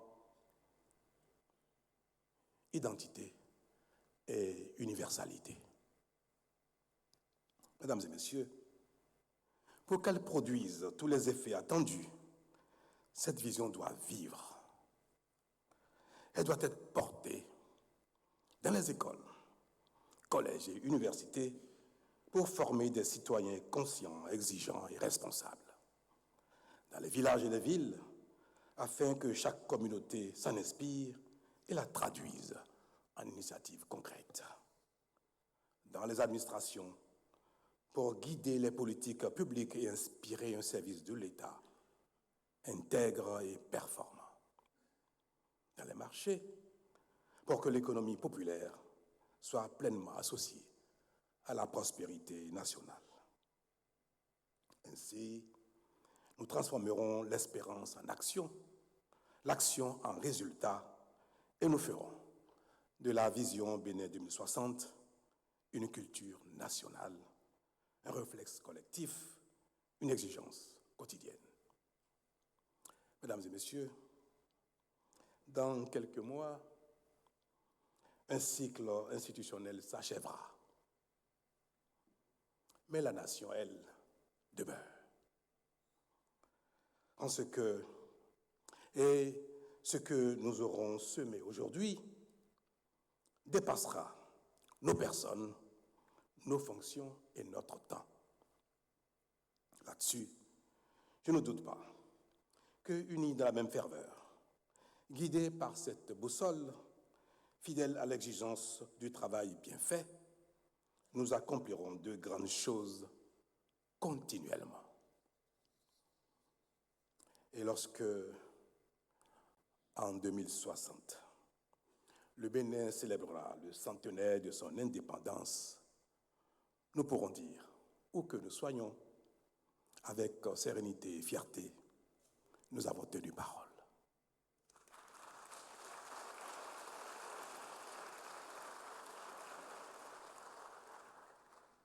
Nous aurons ainsi montré à nous-mêmes et au monde qu'un pays, quelle que soit sa taille, ses atouts, ses richesses et ses contraintes, lorsqu'il est porté par une grande vision, peut devenir, grâce au travail de ses enfants, un monde de splendeur.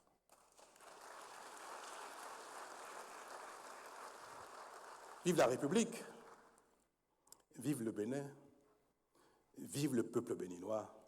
Je vous remercie.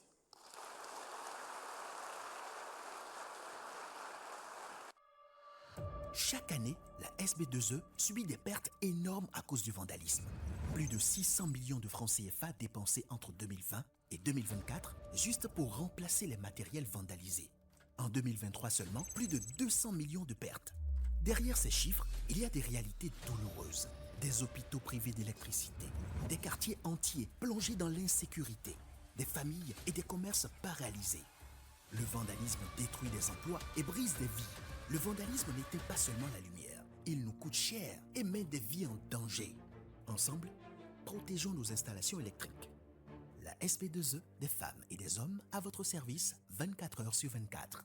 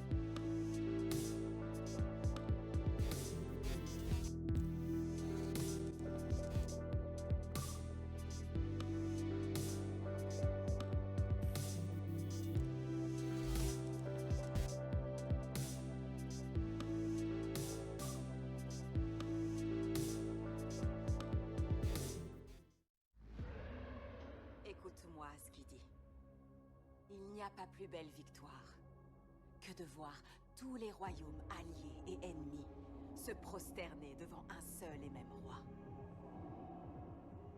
Et ce roi, c'est toi, Shaka, fils de Senzaga Kona.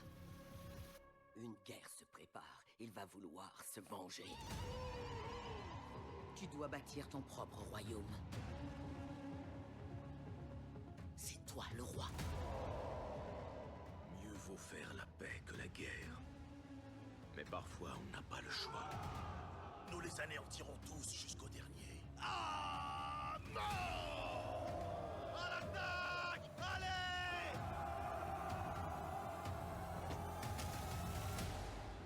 Maintenant, c'est moi qui donne les ordres. Votre série Canal Plus originale inédite Shaka Ilembe saison 2, tous les jeudis à 20h30 GMT sur Canal Plus Magic.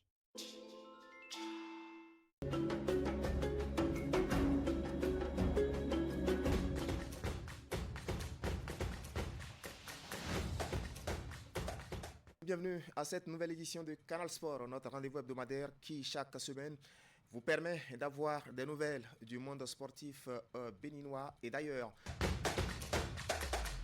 Matteo Arlenvi, vous le connaissez? Oui.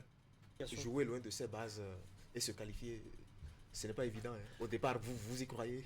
Au départ, bien sûr qu'on veut jouer au Bénin tous les matchs, mais pour l'instant, on est à 6 matchs, 0 défaite en Côte d'Ivoire. Mais bien évidemment, on préfère jouer les matchs à Cotonou et au Stade de l'Amitié ou au Stade de Charles de Gaulle. Candide Moueto, Candide, bonsoir. Narcisse, bonsoir, bonsoir Prosper et bonsoir à tous nos téléspectateurs. Oui. Dans le cadre de cette 12e journée de la Ligue professionnelle de football du Bénin, ils sont amenés leur caméra sur les installations du stade synthétique de l'université d'Abou-Clavi pour suivre cette affiche entre les Requins de l'Atlantique et les Adjaka-Loulou de l'Est Cotonou. Suivez. Les Requins de l'Atlantique ont vécu une très belle soirée en assurant au sortir d'une victoire de prestige face à l'AS Cotonou, comptant pour la 12e journée de la Ligue Pro du Bénin. On va continuer par travailler et puis les matchs à venir, nous allons faire beaucoup plus pour remporter plus de matchs. Moi, je suis content et c'est la première fois que j'ai pu marquer aujourd'hui. Ça fait plaisir. Et avec l'équipe, on a eu les 3 points.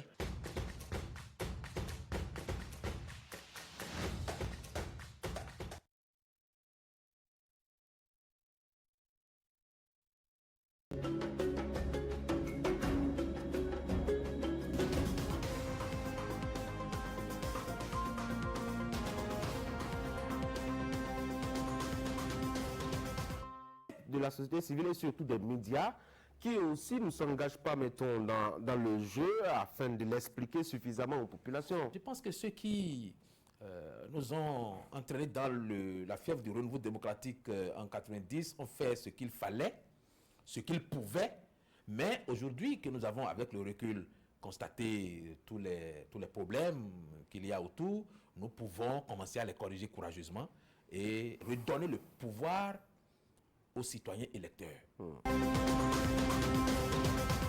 faudra aussi montrer l'exemple. Et on n'a pas l'impression que nos aînés nous aident beaucoup. Ils ne nous aident pas parce qu'ils ne peuvent pas faire autrement. Ceux qui s'opposent à un gouvernement ne s'opposent pas à ce gouvernement-là forcément parce que le pays recule. Ils s'opposent à ce gouvernement-là peut-être parce qu'on leur demande de le faire. Il y a des télécommandes qui disent ce président-là, il faut l'arrêter. Celui-là, il faut faire en sorte qu'il dégage. Et celui-là, il faut faire en sorte qu'il n'atteigne pas, qu'il ne réussisse pas tel projet. Vous voyez? Donc, il y a de ces choses-là qui se font avec les nationaux. Et c'est pour ça que les hommes politiques doivent faire attention à travailler pour le pays plutôt que pour d'autres intérêts qui ne sont pas des intérêts nationaux. Alors, l'Afrique de l'Ouest a un problème avec la démocratie ou c'est plutôt Jacques Chirac qui avait raison en disant que la démocratie est un luxe pour les Africains? La réponse à cette problématique pourrait se trouver un peu dans ce que disait le professeur Maurice Aranzo-Glélé lorsqu'on faisait la popularisation de la nouvelle constitution de 1990, 90, oui. Où il disait que il faut absolument qu'avec le vent qui souffle là, pour qu'on ne soit pas dépassé par les événements, qu'on fasse en sorte que les fondamentaux de la démocratie soient enseignés. Que la Constitution soit enseignée à partir de l'école primaire. Que les questions touchant aux droits de l'homme soient enseignées à partir de l'école primaire jusqu'à l'université. De façon à ce que le citoyen ait l'élévation mentale nécessaire pour comprendre au fur et à mesure que les tests qui ont été désormais adoptés appellent de la part du citoyen un certain comportement.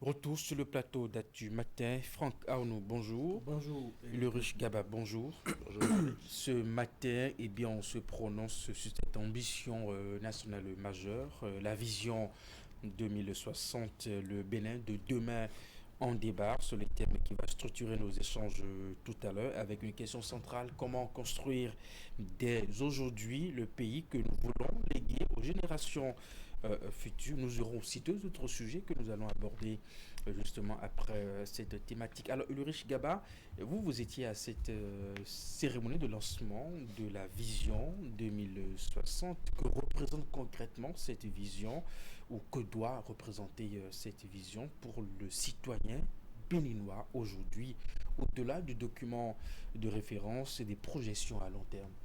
Ouais. La première chose qu'il faut comprendre, c'est qu'il n'y a plus de navigation à vue. L'aspect le plus important qu'il faut retenir dans tout ceci, c'est que c'est un rempart contre les choix politiques qui ne répondent pas aux normes.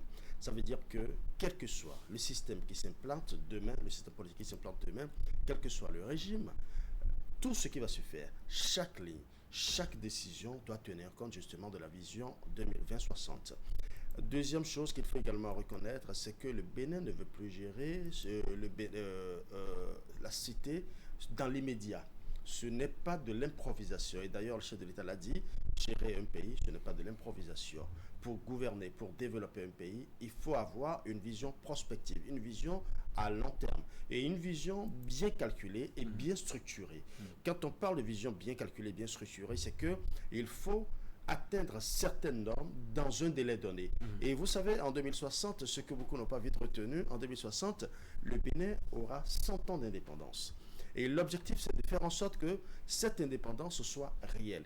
Que ce ne soit pas une indépendance sur papier où nous avons encore ce que nous avons un peu comme un semblant de développement, mais qu'on ait véritablement une lueur de développement et qu'on puisse commencer par aspirer à un mieux-être. Donc, ça veut dire que dans 35 ans exactement, il faut que le Bénin soit un pays qui rayonne. Pour des enfants qui peut-être ne sont pas encore nés, donc nous établissons tout l'avenir du Bénin. Aujourd'hui, nous commençons par l'établir aujourd'hui pour que les enfants, d'ici 35 ans, puissent vivre dans un pays assez modernisé et assez développé.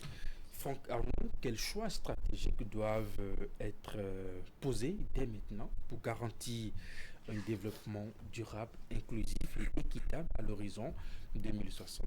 C'est ce qui est fait dans ce document. Vous savez, on ne peut plus au XXIe siècle, à un moment où les gens réfléchissent pour voir ce qui va se passer dans 5 ans, 10 ans. Vous voyez aujourd'hui le réchauffement climatique, le changement climatique que nous observons, les gens l'avaient prédit depuis des années et c'est parce qu'il y a eu des études. On ne peut rien bâtir sur l'improvisation, on ne peut pas bâtir un pays sur un coup de tête. On se réveille aujourd'hui parce qu'on a crié, par exemple, dans un département où on réalise ce que réclame la population, parce qu'on a insulté ailleurs, où on réalise. Je pense que ce moment est révolu.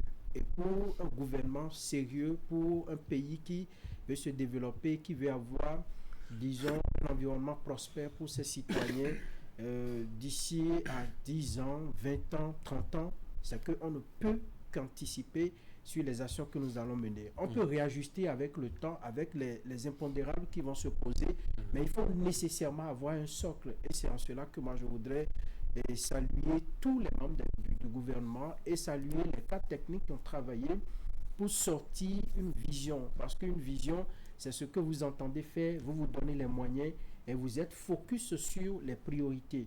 Donc je pense que la belle manière de penser le développement, c'est de l'écrire pour que demain on ne dise pas nous allons faire route et on se rend compte qu'il y a difficulté, nous allons faire des puits, nous allons faire par exemple des écoles, non, on sait que d'ici à 30-35 ans, nous devons être à tel niveau. Moi j'ai vu des images, l'image de Ouida dans 30 ans, l'image même de Boukoumbe, vous imaginez, et quand on évoque ces noms, vous allez penser que c'est le Bénin où personne ne peut aller. Et quand vous allez faire ça, nous allons gagner sur l'insécurité. Les populations vont se sentir considérées, vont se sentir proches de l'État central et cela va regresser, en tout cas, les velléités d'insécurité que nous avons qui se développent dans les périphéries de notre pays.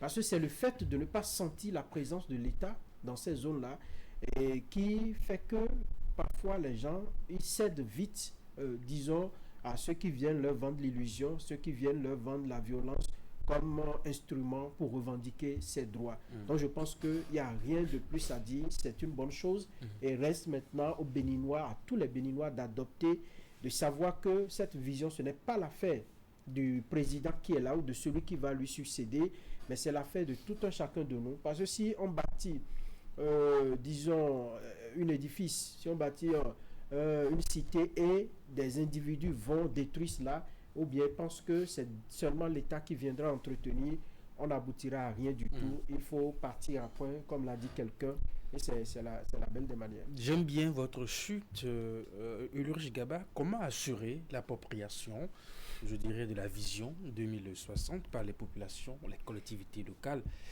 la société civile, le secteur privé, les écoliers, les élèves, les étudiants? Oui.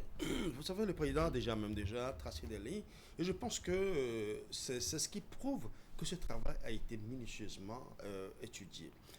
Le premier aspect déjà, je salue tous ceux qui ont travaillé et j'ai rencontré le représentant résident du PNUD et une de ses collaboratrices qui m'ont soufflé que le PNUD a véritablement travaillé également auprès du gouvernement béninois sur cette vision-là. C'est pour vous dire que presque tous les partenaires techniques et financiers ont mis la main. Maintenant, comment assurer cette vision? Le président de la République a insisté sur un aspect et je pense que c'est ce qui faisait défaut. Il dit que cette dissémination doit se faire dans toutes les écoles, dans tous les lycées, dans toutes les universités. Pourquoi? Il faut véritablement qu'on permette à chaque citoyen d'aujourd'hui et de demain de s'approprier cette vision. Vous savez ce qui s'est passé avec Bénin Lafia 2025, c'est qu'il y a une vision qui est tracée. Mais cette vision est restée au sein de l'intelligentsia béninoise. Et à un moment donné, on s'est dit, c'est pour l'élite, c'est pour ceux qui ont beaucoup étudié, c'est pour ceux-là qui dirigent le pays. Alors que ce n'est pas le cas. Le développement, c'est pour toute la nation. Même pour le bébé qui vient de naître, il doit pouvoir savoir qu'est-ce qu'on trace pour le pays dans 2 ans, dans 10 ans, dans 15 ans, dans 20 ans, dans 35 ans. Quand on parle des régimes, nous savons aujourd'hui que chaque régime doit faire 7 ans. Celui qui vient par exemple en 2026 aura peut-être 14 ans à faire, s'il rempile. Et vous imaginez que celui qui va le suivre aura ses 14 ans à faire. Tout ça, en fait, ça fait déjà 28 ans. Ça veut dire que 4 régimes vont passer, d'accord? 4 mandats vont passer. Et après, malgré le fait que ces 4 mandats passent, on a encore 28 ans, alors que cette vision va jusqu'à 35. C'est pour faire comprendre que beaucoup de mandats vont se succéder, mais ces mandats doivent s'inspirer du travail qui est fait jusque-là pour pouvoir permettre aux populations futures de vivre mieux. Donc, il faut que les gens comprennent aussi. Je ne veux faire peur à personne. Comme on le dit, une mission, c'est des moyens. Mais des moyens, c'est des sacrifices aussi. Qu'on le veuille ou non, il y aura des sacrifices que le peuple béninois doit pouvoir consentir pour avoir ce résultat. C'est ce que beaucoup de personnes ne voient pas encore. C'est beau. On voit beaucoup de très beaux, on voit Grand Popo très belle, on a vu beaucoup de villes qui nous sont caricaturées, qui nous sont projetées sur 35 ans. C'est beau tout ceci. Mais il faut que le peuple béninois, que chaque citoyen comprenne que c'est un sacrifice qui doit se faire. Il y a certains qui, à un moment donné, se verront exproprier leur terre pour qu'on construise des édifices assez inimaginables que nous n'avions pas peut-être prévus. Il y a beaucoup d'autres aspects, même les impôts. Si aujourd'hui je ne paye pas mes impôts, je dois comprendre que quelque part je ralentis cette vision. Donc c'est pour dire que chaque personne, chaque citoyen, là où il est, doit s'approprier cette vision pour savoir que je dois participer à cette vision prospective, de sorte à ce que demain, même si je ne suis pas là, que mes enfants bénéficient de ce que nous avons tous construit ensemble. En tout cas, nous aurons encore l'occasion d'aborder d'autres aspects de cette vision. Déjà, pourquoi pas demain, on peut y évoquer les axes stratégiques contenus dans cette vision. Alors, dimanche prochain, ça va être l'installation du prochain Parlement. La prochaine mandature va s'installer. Et puis, au niveau des circonscriptions électorales, on continue à évoquer quelques succès. Ce matin, dans la parution du quotidien Fraternité, au niveau de la 17e circonscription électorale, Franca-Ounou, l'Union progressiste Le Renouveau confirme sa suprématie et dicte sa loi.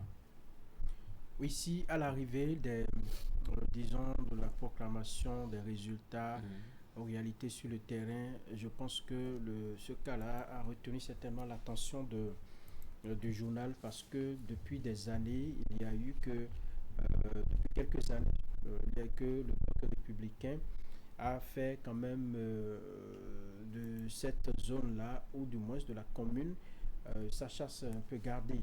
Aujourd'hui, si l'Union progressiste, le Renouveau en arrive à faire une performance qui détrône le BR, alors que nous savons que par exemple dans le Koufo, en dehors de Diakotomé, par exemple, le Bloc républicain a ravi la vedette à l'UPR, et que dans le Mono, cette commune stratégique comme disons, commun, et puis les députés qu'ils ont pu avoir 2 sur 3, je crois, ça a retenu l'attention.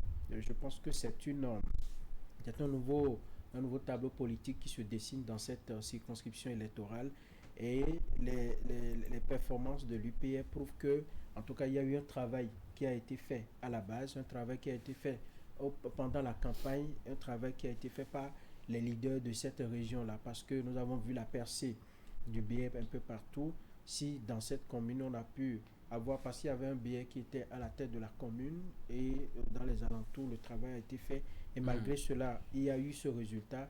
Ça veut dire qu'il y a eu des stratégies qui ont été développées et qui ont payé pour ces leaders qui sont dans la zone. Ulrich Gaba, il n'y a pas de succès sans artisans. Nous connaissons en tout cas les poids lourds comme acteurs politiques au niveau de cette circonscription électorale, notamment M. Gajon et puis le ministre conseiller Rousseau. Ils ont forcément joué un rôle. Oui. Il faut dire que l'Union progressiste n'a fait que confirmer sa suprématie. On l'avait déjà vu lors des élections précédentes, où on a constaté que l'Union progressiste Le Renouveau a précisément gagné certains bastions. Mais parvenir à bloquer aujourd'hui toutes ces zones de commun, de grands popos, c'est inimaginable. C'est pour faire comprendre que le travail qui a été fait en sourdine est un travail de fond. On a vu le président de l'Union progressiste le Renouveau, on l'a vu sillonner certaines localités. Certains avaient même dit que ça ne porterait peut-être pas ses fruits. C'est vrai que aujourd'hui ça porte ses fruits. Et quand on regarde cet ténor qu'on a mis dans cette zone et qui ont travaillé, d'ailleurs ça prouve à quel point le ministre conseiller a véritablement maîtrisé sa zone. Il était sur le terrain, il est resté là-bas, selon les informations que j'ai eues, il est resté dans la zone durant toute la période des campagnes, et il a travaillé de fond en comble. Il y a aussi l'honorable Gagnon aussi, qui a fait un travail formidable. Donc je peux dire que c'est un travail de fond. Au-delà, derrière ces 2 personnalités, il y a beaucoup d'autres personnes, toujours de l'Union progressiste Le Renouveau, qui ont travaillé. C'est la preuve que, ici, j'avais dit sur ce plateau que quand vous mettez les bonnes personnes là où il faut, vous aurez les résultats qu'il faut. Quand viennent les moments le moment de positionnement sur les listes, et qu'au lieu de positionner celui qu'il faut, vous positionnez une tierce personne qui ne sait pas maîtriser la foule, qui ne sait pas mobiliser ce qu'il faut pour avoir le résultat qu'il faut, vous n'aurez rien. C'est parce que l'Union progressiste a su positionner ces têtes de pont, parce qu'à un moment donné, ils ont su implémenter l'idéologie de l'UPR dans la circonscription électorale. Aujourd'hui, chiffres, on a vu les résultats. Vous savez, c'est le travail qui paie en politique. Quand vous ne faites pas le travail qu'il faut, c'est pareil pour l'UPR qui a pris certaines localités. Donc, comme vous voyez, l'UPR aujourd'hui, serré, bouclé cette séquenciation électorale, c'est parce qu'il y a un travail de fond, et je dis bravo. C'est justement ce que nous demandons aussi aux partis de l'opposition, s'ils ont la possibilité de le faire, de véritablement travailler en fond. Travailler, c'est vrai que c'est un sacrifice, mais quand le résultat est là, vous êtes fiers. C'est pour dire que l'Union progressiste Le Renouveau a véritablement imposé sa domination dans cette circonscription électorale et dans plusieurs autres circonscriptions d'ailleurs. Oui, Franck Arnon, ça va être quoi maintenant le défi? Non, le défi pour tous les partis et surtout pour l'Union progressiste Le Renouveau, qui déjà dans le COUFO a des difficultés, c'est de maintenir le cap et surtout de travailler à ce que le taux de participation, de travailler de concert avec le BS. C'est vrai que à un moment donné, vous êtes challengé, mais quand finit, disons, ce moment de la compétition électorale, le seul objectif maintenant, c'est de pouvoir faire bloc pour essayer, avec toutes les sensibilités de la mouvance, de relever le taux de participation. Parce que ça va davantage crédibiliser l'élection peut-être de leur candidat s'il parvenait à être élu à la tête de l'État. Je veux parler du duo Wadaï-Talata. Il faut travailler à véritablement reconquérir le cœur de ceux qui sont toujours déçus, frustrés, ceux qui sont dans le camp par exemple des démocrates et qui voudront faire abstention, ne pas aller voter. Donc il y a tous ces défis-là, je pense qu'on doit les mettre en œuvre pour que la zone soit davantage quadrillée. Et parlant des artisans, je pense que Lurich l'a bien dit, le ministre Ouessou, l'honorable, les conseillers municipaux communaux qui ont travaillé et beaucoup d'autres cadres de la localité qui se sont unis pour faire ce score-là. Je pense que c'est le moment plus que jamais de démontrer leur synergisation, leur convivialité et surtout l'envie de pouvoir se démarquer, se départir de tout ce qui a été fait dans les autres régions et de faire davantage un bon score avec un taux de participation dans la zone assez relevé. C'est à ce seul prix qu'on saura véritablement si ils sont toujours soudés, s'ils ont toujours la maîtrise de la situation, parce que j'ai l'impression qu'ils ont pris la mesure de la situation dans le COUFO. Ils savent que bon, le BA est en train de faire des percées et ils se sont préparés pour, et les résultats sont bien entendus là. 8h56, un tout dernier sujet d'actualité, très tôt ce matin. Nous avons lu le communiqué du Parti Bloc républicain, Franck Arnon. Le secrétariat exécutif national a recommandé au bureau exécutif national la suspension à titre conservatoire de M. Bertin Kaouvi ainsi que l'ouverture d'une procédure disciplinaire à son encontre. J'ai pu constater en observant un peu le BR que les décisions ne se prennent pas au hasard. Vous vous rappelez, dans ce pays, nous avons eu la suspension de l'ancien ministre de l'eau, nous avons eu la suspension de bien d'autres cadres parce qu'on leur reprochait quelque chose. Et la démarche qui suit souvent, c'est de faire des enquêtes, de faire la lumière sur ce qu'on leur reproche. Je veux bien comprendre, mais j'ai pu lire que Bertin Kaouvi a enfreint aux lois qui régissent en tout cas le fonctionnement du bloc républicain. Moi, je voudrais saluer cette méthode-là de pouvoir mettre les gens, en tout cas sur les rails, de pouvoir leur rappeler que dans un parti politique, c'est la discipline. Dans un parti politique, il y a des règles collectives qu'il faut suivre et on ne peut pas aller contre ces règles-là parce que de plus en plus, nous formons de grands blocs et on a dit désormais que ce sont les partis qui vont pouvoir décider, les individus où avant, on avait un seul individu de façon solitaire qui va faire une action, ça ce n'est plus possible. Après, vous avez vu pendant les élections, ce sont les logos qui ont de plus en plus passé le message, ce n'est pas les individus qu'on a mis en avant. Ça veut dire qu'on veut des partis forts. Et un parti fort, c'est un parti où les membres sont disciplinés, les membres suivent les règles qui régissent. Je crois que c'est dans ce sens-là. Mais on attend de voir et d'avoir en tout cas plus de précision. C'est vrai, le communiqué a été assez clair, mais il y aura d'autres explications certainement pour mieux comprendre ce qu'il s'est passé. Le communiqué fait mention d'une publication attribuée à Bertin Kaouvi, membre du parti, et à l'issue de leur séance, les instances dirigeantes ont relevé que la dite publication contenait des prises de position personnelles et des orientations politiques exprimées sans mandat en violation des règles internes de discipline et du devoir de réserve. Oui. Vous savez que serait une association, soit-elle politique ou apolitique, sans le respect du règlement intérieur? Absolument rien. Donc, quand des règles sont établies, il faut savoir les respecter.